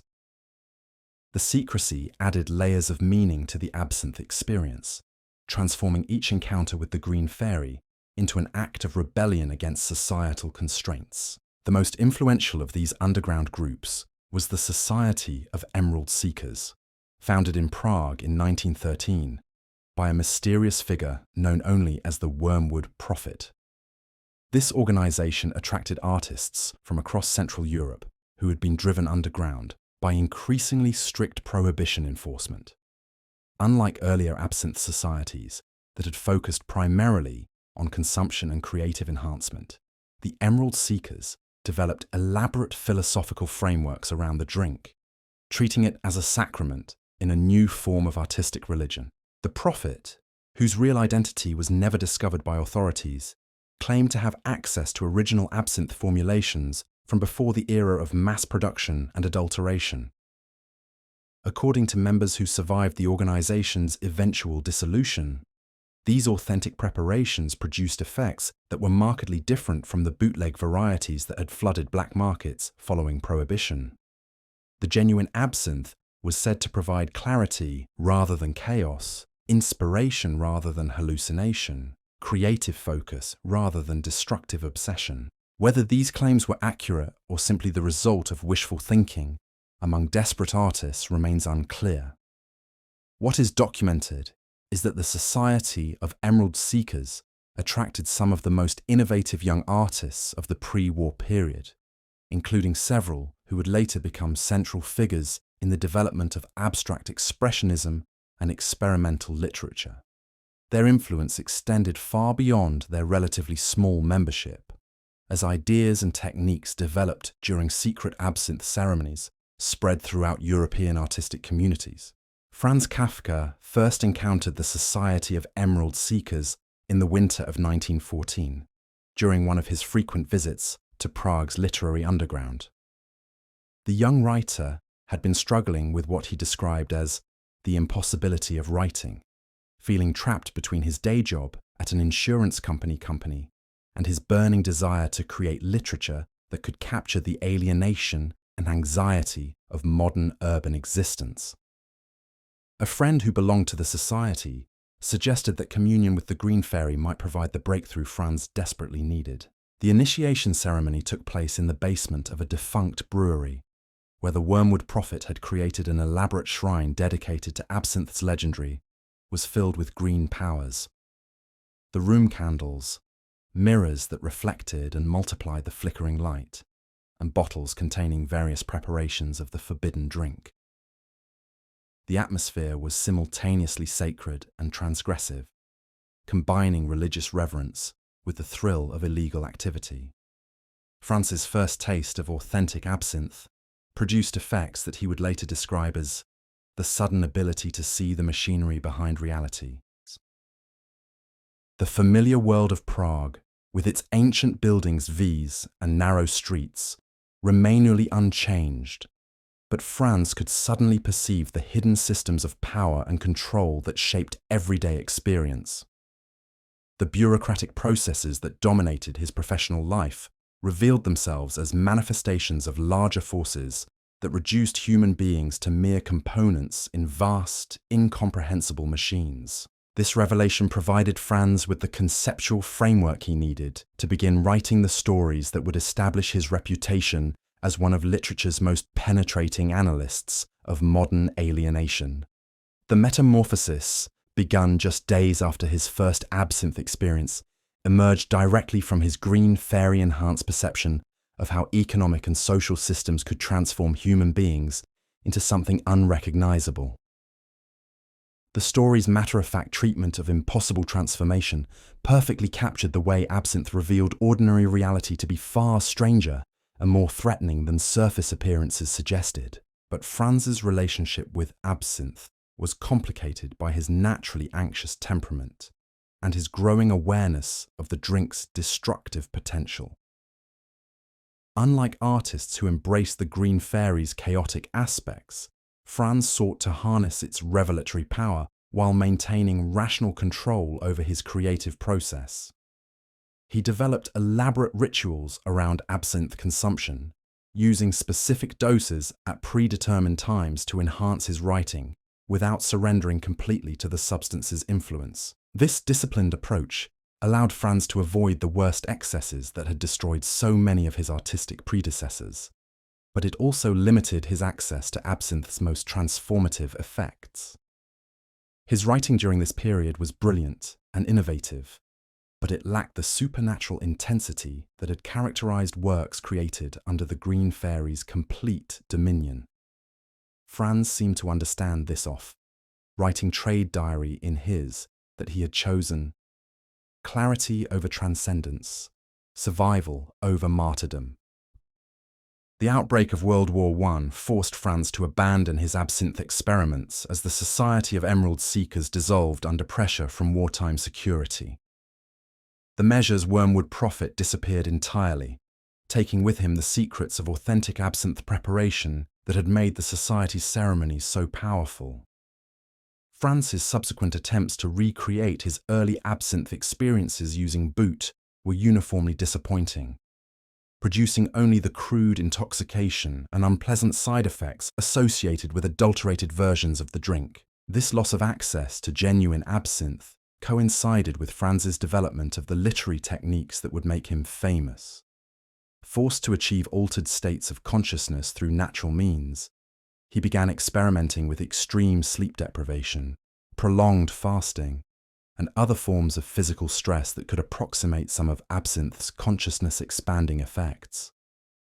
These experiments were dangerous and debilitating, but they allowed Franz to continue accessing the visionary states that had become essential to his creative process. The stories Franz wrote during this period of forced sobriety revealed both the benefits and limitations of natural versus chemical consciousness alteration. Works like In the Penal Colony and A Hunger Artist possessed a stark clarity and logical precision that his earlier absinthe-influenced writing had sometimes lacked. But they also seemed to exist in a more constrained universe, bounded by the limitations of ordinary human perception, rather than expanded by chemical enhancement of sensory and cognitive processes. Franz's final encounter with authentic absinthe occurred in 1922, just 2 years before his death from tuberculosis.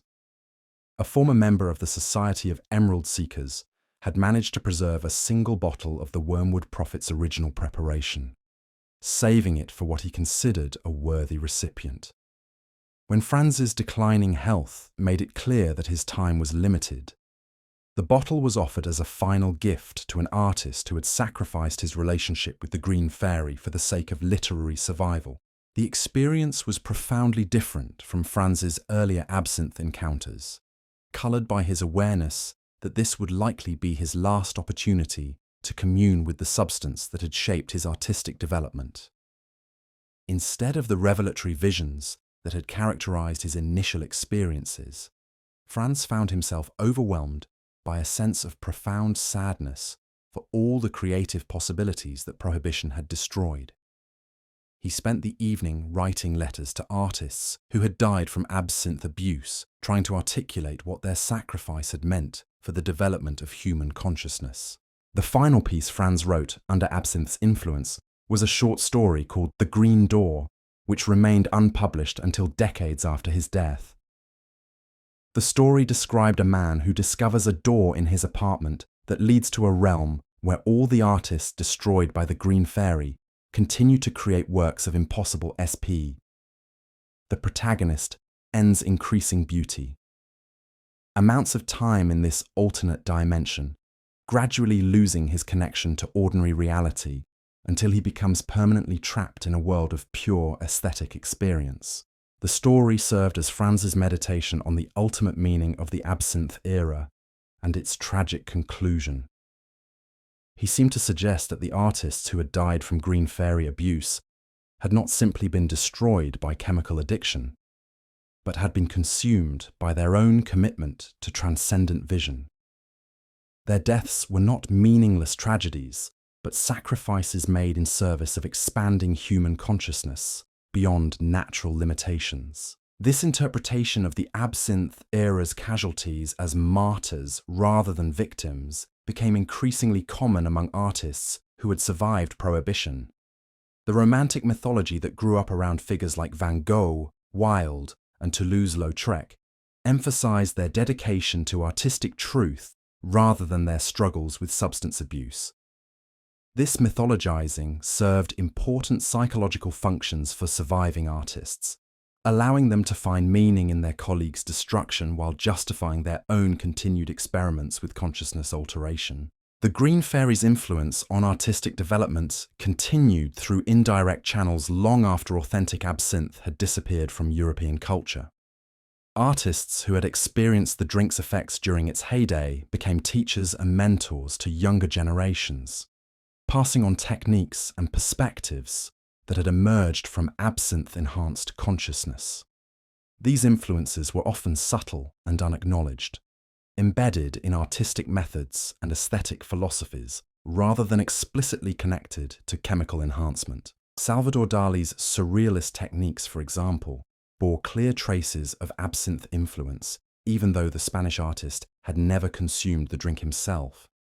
His mentor, André Breton, had developed automatic drawing and other surrealist methods as natural alternatives to absinthe-induced creativity, but the underlying aesthetic remained rooted in the consciousness expansion that the Green Fairy had provided. Dali's paintings captured the same sense of reality's fundamental instability that had characterized the best absinthe-era art, achieving through technical innovation what earlier artists had accessed through chemical alteration. The influence extended beyond individual artistic techniques to encompass broader cultural attitudes toward consciousness, creativity, and the relationship between art and society. The Absinthe era had established the principle that authentic artistic expression might require forms of experience that mainstream society found threatening or incomprehensible. This principle continued to guide artistic communities long after the specific substance that had embodied it had been eliminated. The Beat Generation writers of the 1950s explicitly acknowledged their debt to the absinthe tradition, even though they worked with different substances and operated in entirely different cultural contexts. Writers like Allen Ginsberg and Jack Kerouac understood themselves to be carrying forward the same essential project that had motivated the Green Fairy's devotees: the systematic exploration of altered consciousness in service of expanding human creative potential. Their experiments with benzodrine, marijuana, and other substances were conscious attempts to achieve the same consciousness expansion that absinthe had provided to earlier generations of artists. William Burroughs, the most systematic drug experimenter among the Beat writers, made explicit connections between his work and the absinthe tradition in his novel Naked Lunch. Die. The book's fragmented narrative structure and hallucinatory imagery directly echoed techniques that had emerged from Green Fairy-influenced writing, while its unflinching examination of addiction's destructive potential served as a continuation of themes that had first been explored during the Absinthe era. But perhaps the most significant legacy of the Green Fairy era was its demonstration that consciousness alteration and creative innovation were intimately connected, even when the specific substances and techniques involved proved too dangerous for sustained use. The period from 1860 to 1915 had witnessed an unprecedented explosion of artistic innovation precisely because artists had been willing to risk everything in pursuit of expanded consciousness. The tragic casualties of this experimentation had not invalidated the underlying principle, but had rather highlighted the need for safer methods of achieving similar results. This recognition led to the development of numerous natural alternatives to chemical consciousness alteration, ranging from meditation and sensory deprivation to collaborative creative techniques and systematic dream analysis. These methods were generally safer than absinthe consumption, but they also required more discipline and produced less predictable results. The trade-off between safety and efficacy would continue to challenge artistic communities throughout the 20th century and beyond. The scientific understanding of consciousness and creativity continued to evolve throughout the decades following absinthe prohibition, gradually providing theoretical frameworks for understanding what the green fairy had actually accomplished in the brains of those who consumed it. Neurological research revealed that Thujone's effects on GABA receptors could indeed enhance certain types of creative thinking by reducing inhibitory neural activity, allowing for more fluid associations between seemingly unrelated concepts. These findings suggested that the artistic achievements of the absinthe era had been based on genuine neurochemical enhancement rather than mere placebo effects or cultural mythology. The green fairy had provided access to brain states that were naturally difficult to achieve, temporarily removing some of the cognitive constraints that normally limited creative expression.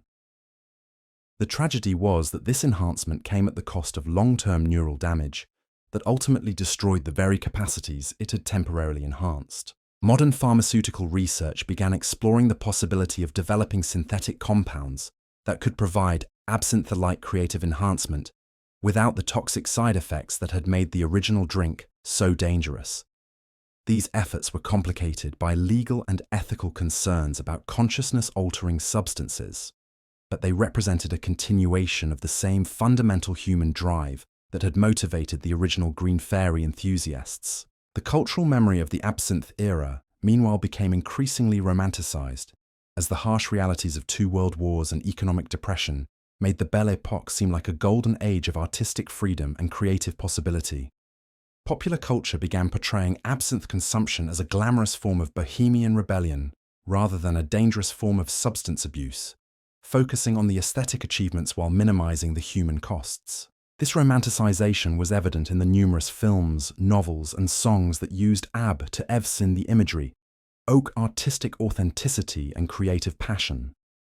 The green fairy became a symbol of artistic commitment that transcended the specific historical circumstances of its original use, representing the eternal tension between creative achievement and personal destruction that characterized the artistic life. The mythology surrounding famous absinthe users grew increasingly elaborate and often inaccurate, as popular culture transformed historical into archetypal representations figures of artistic dedication. Vincent van Gogh became the tortured genius whose madness was inseparable from his creative vision. Oscar Wilde became the witty aesthete whose devotion to beauty led to his tragic downfall. And Toulouse-Lautrec became the physically deformed artist who found transcendence through chemical enhancement of his natural talents. These mythologized versions of historical figures served important cultural functions by providing inspiring examples of artistic commitment, but they also perpetuated dangerous misconceptions about the relationship between substance abuse and creative achievement. Young artists who encountered these romanticized stories often concluded that self-destruction was a necessary component of authentic artistic expression, leading to cycles of addiction and premature death that continued the tragic legacy of the original absinthe era. The tension between historical accuracy and cultural mythology became particularly acute as the centennial anniversaries of the absinthe era's major events began to occur. Academic historians working with newly available archival materials were able to document the harsh realities of green fairy abuse with unprecedented precision, revealing the extent to which popular culture had sanitized and romanticized what had actually been a public health crisis of enormous proportions. These scholarly investigations revealed that the artistic achievements of the absinthe era had indeed been extraordinary, but they had come at costs that were even higher than previously understood. The number of artists whose careers had been cut short by absinthe-related illness and death was far greater than popular accounts suggested, and the quality of work produced during periods of heavy consumption was often much more uneven than selective historical memory had preserved. At the same time, researchers were discovering that many of the period's greatest artistic innovations had actually emerged during periods of relative sobriety, when artists were able to synthesize and refine insights that had first occurred during altered states of consciousness. This pattern suggested that absinthe's primary value had been as a catalyst for creative breakthroughs rather than as a direct source of artistic inspiration, raising questions about whether similar results might have been achieved through less destructive means. The complexity of these findings reflected the fundamental ambiguity that had always surrounded the Green Fairy's legacy. Absinthe had undeniably played a role in some of history's greatest artistic achievements, but it had also destroyed countless talented individuals who might have made even greater contributions if they had found safer ways to access expanded consciousness. The challenge for contemporary culture was learning to honor the genuine achievements of the Absinthe era while avoiding the dangerous misconceptions that had grown up around its memory. This challenge became particularly acute as new substances with consciousness-altering properties became available to artistic communities throughout the latter half of the 20th century.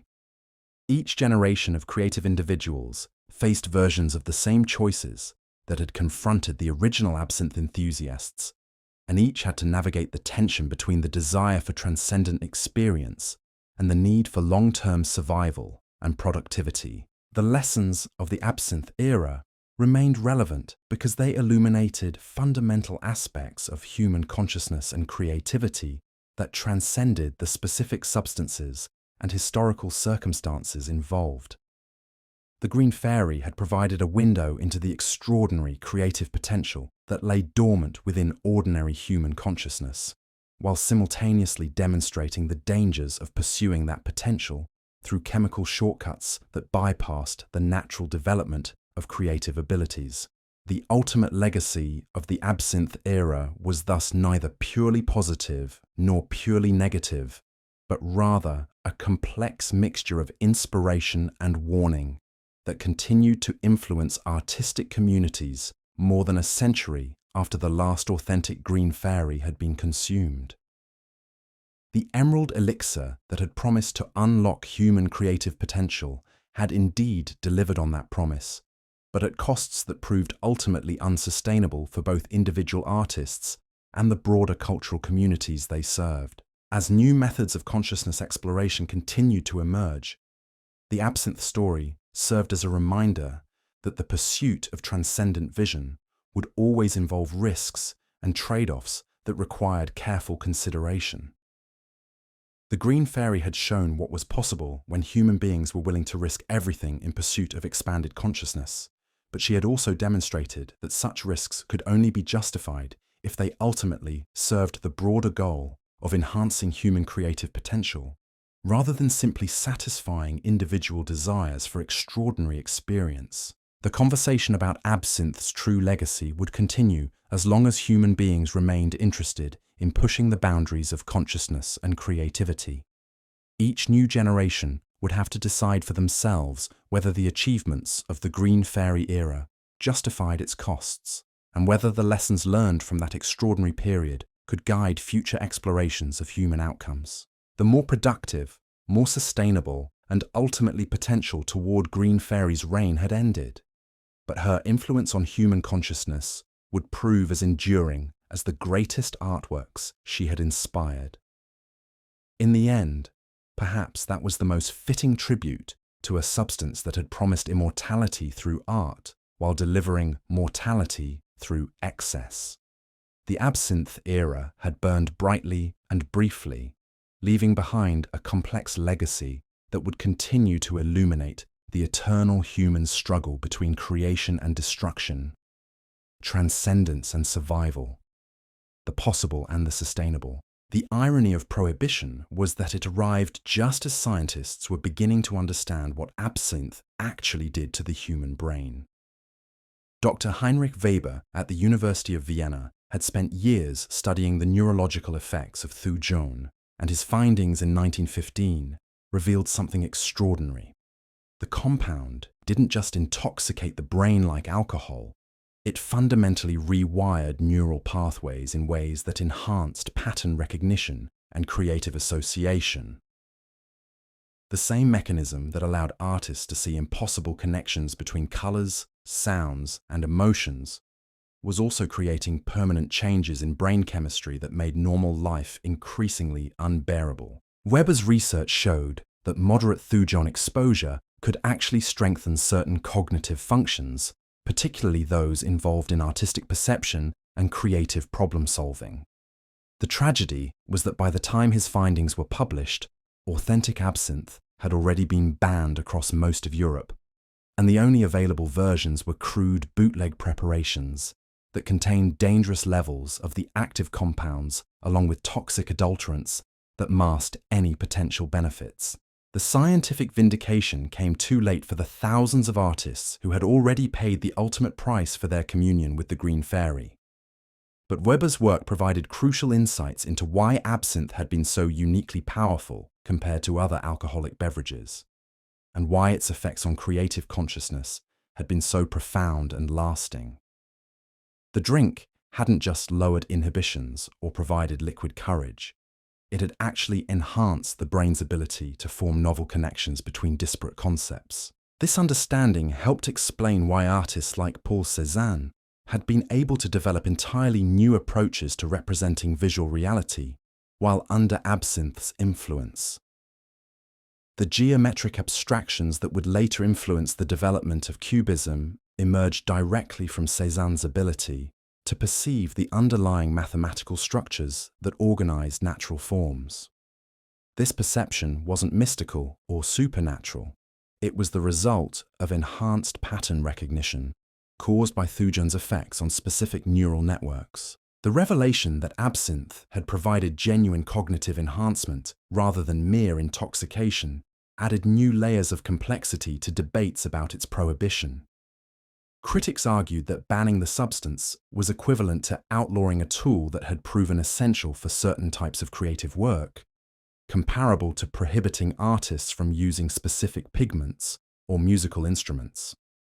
Supporters of prohibition countered that no creative achievement could justify the massive human toll that absinthe had exacted on artistic communities. These debates became even more intense as reports emerged of artists who had managed to achieve similar creative breakthroughs through natural means. The composer, Claude Debussy, who had experimented briefly with absinthe before abandoning it due to unpleasant side effects, developed his revolutionary harmonic innovations through intensive study of Indonesian gamelan music and careful attention to natural sound environments. His compositions achieved the same dissolution of traditional boundaries that characterized absinthe-influenced art, but through disciplined observation rather than chemical enhancement.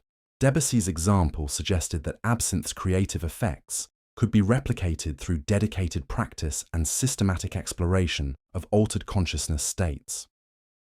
This possibility offered hope that the artistic innovations of the Green Fairy era might continue even after the substance itself had been eliminated. But it also raised troubling questions about whether the thousands of artists who had died from absinthe abuse had sacrificed their lives unnecessarily in pursuit of experiences that could have been achieved through safer methods. The philosopher Henri Bergson, writing in the aftermath of absinthe prohibition, argued that the substance had served a crucial historical function by demonstrating the existence of creative potentials that lay dormant within ordinary human consciousness. According to Bergson, the tragedy of the absinthe era was not that so many artists had been destroyed, but that society had failed to develop alternative methods for accessing the same creative states that the Green Fairy had revealed. This perspective influenced the development of various artistic movements that emerged in the years following Prohibition. The Surrealists, led by André Breton, explicitly sought to achieve absinthe-like consciousness expansion through systematic exploration of dreams, automatic writing, and collaborative creative exercises. Their techniques were designed to bypass rational thought processes and access deeper layers of consciousness where novel associations could emerge spontaneously. The Surrealist experiments produced remarkable results, generating artworks that captured much of the otherworldly quality that had characterized the best absinthe-era creations. But they also revealed the limitations of purely natural approaches to consciousness alteration. Without chemical enhancement, The visionary states that surrealists sought were difficult to achieve and impossible to sustain for extended periods.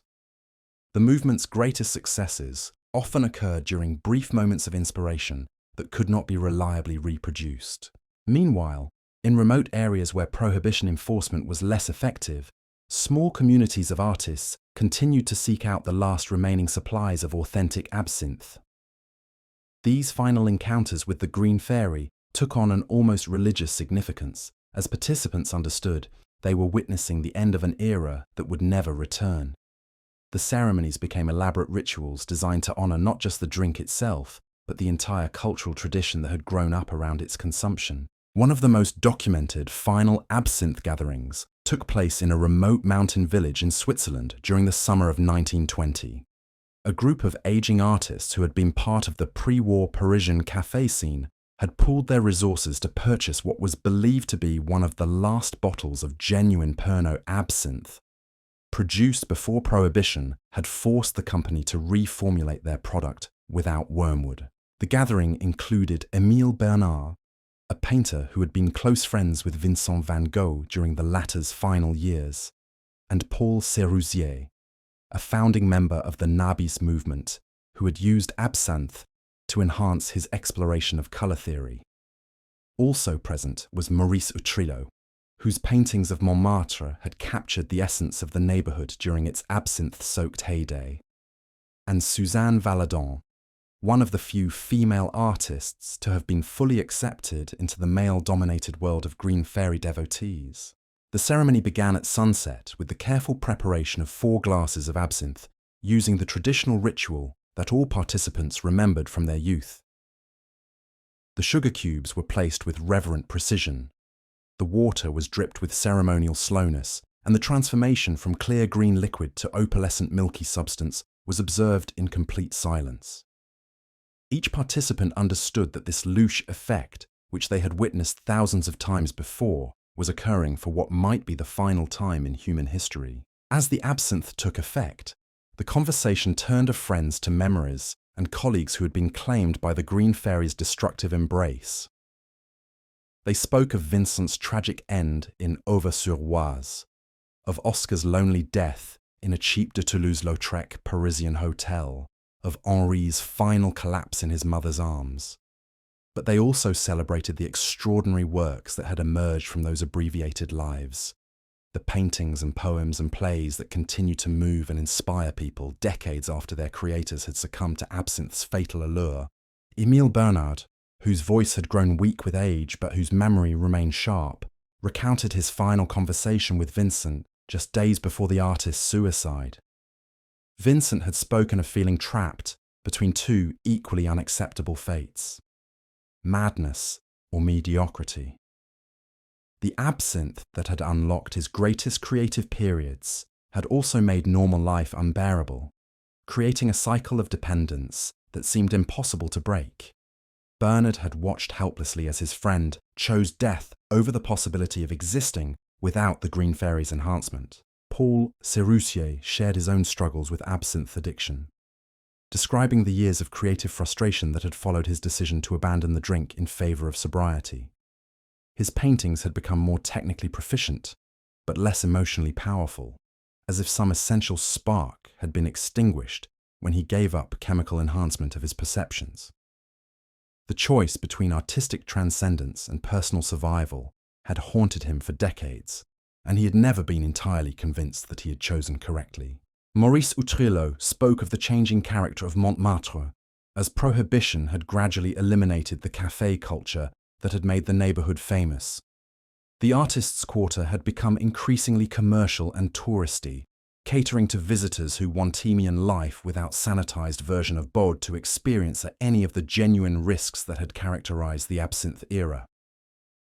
The authentic creative community that had once thrived there had been scattered by war, death, and the simple passage of time. Suzanne Valadon offered a different perspective, arguing that the romanticization of absinthe had obscured the real achievements of the artists who had used it. The substance had indeed provided access to extraordinary states of consciousness, but the works created during those states had required enormous technical skill and artistic discipline to execute successfully. The Green Fairy had been a tool, not a substitute for talent and dedication, and the artists who had benefited most from its effects had been those who combined chemical enhancement with rigorous training in their chosen mediums. As the night progressed and the absinthe's effects intensified, the conversation became more philosophical and abstract. The participants found themselves discussing the nature of consciousness itself, the relationship between perception and reality, and the role of altered states in human cultural development. These were the same kinds of discussions that had characterized café conversations during Absinthe's heyday. But now they were colored by the knowledge that such conversations would soon become impossible. The final toast of the evening was proposed by Émile Bernard, who raised his empty glass and spoke of the Green Fairy as a teacher rather than a destroyer. Absinthe had shown an entire generation of artists what was possible when human consciousness was freed from its ordinary constraints, he argued. The tragedy was not that the lesson had been learned at such enormous cost, but that the knowledge gained from that sacrifice might be lost if future generations forgot the price that had been paid for it. When the ceremony ended and the participants prepared to return to their separate lives, each understood that they had been present at a historical moment of profound significance. They had shared what was likely the last authentic absinthe experience in European cultural history, closing a chapter that had begun more than a century earlier in the laboratories of Swiss physicians and reached its climax in the café culture of Belle Époque Paris. The bottle was carefully cleaned and preserved as a historical artifact, eventually finding its way to a private collector who understood its significance. The 4 glasses were similarly preserved, each bearing traces of the final drops of liquid that had connected their users to a vanished world of artistic possibility and danger. These objects became relics of a lost civilization, tangible reminders of a time when art and chemistry had combined to produce both transcendent beauty and tragic destruction. The scientific study of absinthe's effects continued even after the substance itself had virtually disappeared from European culture. Researchers working with carefully preserved samples were able to analyze the complex interactions between thujone and other compounds that had given authentic absinthe its unique properties. Their findings confirmed that the drink had indeed provided genuine cognitive enhancement, but they also revealed why bootleg versions had been so much more dangerous than the original commercial preparations. The key difference lay in the precise balance of botanical compounds that master distillers had developed through decades of experimentation. Authentic absinthe contained not just wormwood extract, but carefully measured amounts of anise, fennel, hyssop, and other herbs that modulated thujone's effects and reduced its toxicity. When Prohibition forced production underground, this delicate balance was lost, resulting in crude preparations that maximized thujone content while eliminating the protective compounds that had made the original drink relatively safer. This discovery suggested that absinthe prohibition had actually increased rather than decreased the dangers associated with the substance. By driving production underground, authorities had ensured that the only available versions were far more toxic than the commercial preparations they had banned. The policy had succeeded in eliminating a relatively sophisticated pharmaceutical product while creating a market for dangerous street drugs that bore little resemblance to the original. The implications of this finding extended far beyond historical curiosity. As new psychoactive substances continued to emerge throughout the 20th century, the absinthe precedent provided crucial lessons about the unintended consequences of prohibition policies.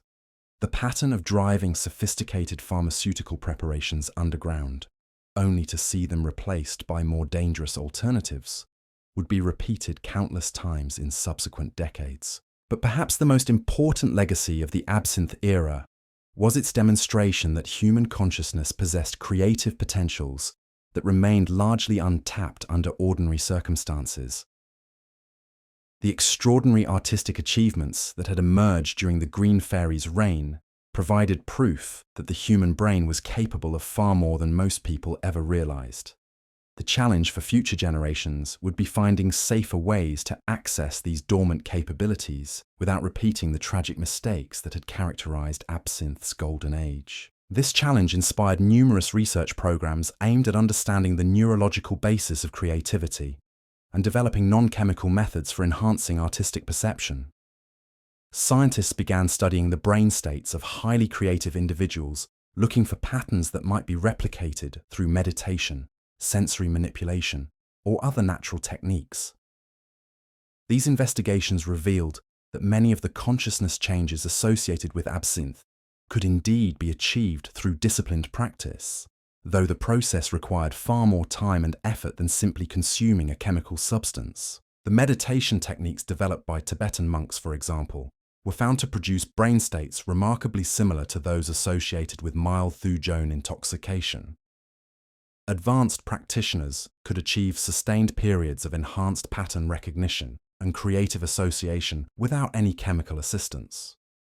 But mastering these techniques required decades of intensive practice, making them impractical for artists seeking immediate creative enhancement. Similar patterns emerged from studies of other traditional consciousness-altering practices. Sufi whirling ceremonies, Native American vision quests, and various forms of rhythmic breathing all produced temporary states of expanded awareness that resembled absinthe's effects.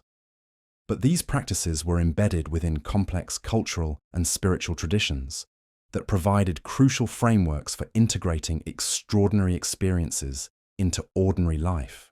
The absinthe enthusiasts of the Belle Époque had lacked such frameworks, approaching consciousness alteration as isolated individuals rather than members of communities with established wisdom about managing non-ordinary states of awareness. This isolation had made them vulnerable to the destructive aspects of their experiences while preventing them from developing sustainable approaches to creative enhancement. Modern research into consciousness and creativity continues to grapple with the questions that emerged from the absinthe era. How can human beings access their full creative potential without destroying themselves in the process? What role should chemical substances play in artistic development? How can societies support creative innovation while protecting vulnerable individuals from self-destructive behaviors? These questions remain as relevant today as they were during the Green Fairy's reign, and the answers continue to evolve as new understanding emerges about the relationship between consciousness, creativity, and human flourishing. The absinthe story serves as both inspiration and warning, reminding each generation that the pursuit of transcendent vision will always involve risks that must be carefully weighed against potential benefits. The Green Fairy's legacy thus extends far beyond the specific historical period of her influence. She represents the eternal human desire to transcend ordinary limitations and access higher forms of consciousness and creativity. The tragedy of her story lies not in the desire itself, which reflects humanity's noblest aspirations, but in the methods chosen to fulfill that desire and the prices paid for temporary glimpses of transcendent possibility. As new technologies and substances continue to emerge with the potential to alter human consciousness, the lessons learned from absinthe's rise and fall become increasingly important. Each generation must decide how far it is willing to go in pursuit of expanded awareness, and what safeguards are necessary to prevent the kind of widespread destruction that characterized the original Green Fairy era. The conversation about consciousness, creativity, and chemical enhancement that began in the cafes of 19th century Paris continues in laboratories, universities, and artistic communities around the world. The specific substances and techniques may change, but the fundamental questions remain constant. What are human beings capable of achieving when their ordinary limitations are removed? How can those capabilities be accessed safely and sustainably? And what responsibilities do individuals and societies bear for protecting those who choose to explore the furthest reaches of human consciousness? The Green Fairy may have disappeared from European culture, but her influence on these ongoing debates ensures that her story will continue to be told and retold as long as human beings remain interested in pushing the boundaries of what is possible. In the end, perhaps that is the most fitting memorial to a substance that promised everything and delivered both transcendence and tragedy in equal measure. The emerald elixir that had captivated an entire generation of artists, lives on not in bottles or glasses, but in the questions she raised about the nature of human consciousness and the price of creative achievement.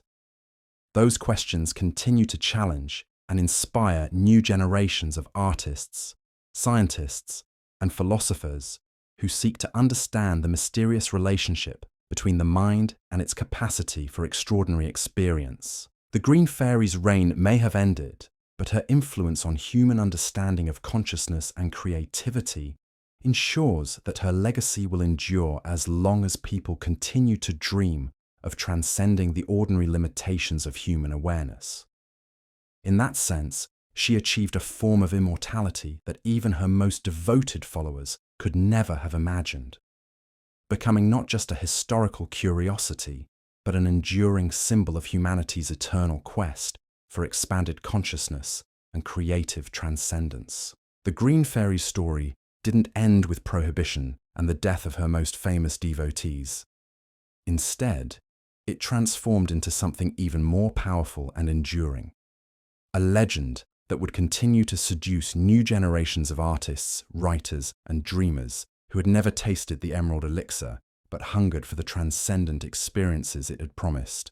In the decades following the Great War, as Europe struggled to rebuild itself from the ashes of mechanized destruction, whispered stories began to circulate in underground artistic circles about the miraculous effects that authentic absinthe had produced in those fortunate enough to experience its power.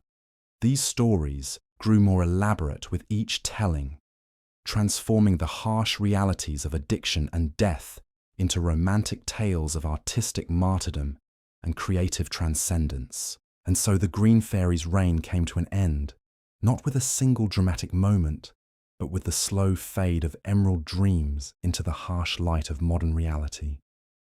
The artists who had danced with her in those intoxicating cafes of Montmartre were gone, claimed by madness, suicide, or the simple passage of time. Yet their legacy remains, painted in swirling brushstrokes and written in lines of impossible beauty that continue to move us more than a century later. Perhaps that's the ultimate irony of Absinthe's story. In seeking to capture transcendent moments, these artists created something truly eternal. The Green Fairy may have demanded everything from those who loved her, but in return, she gave the world masterpieces that will outlive us all.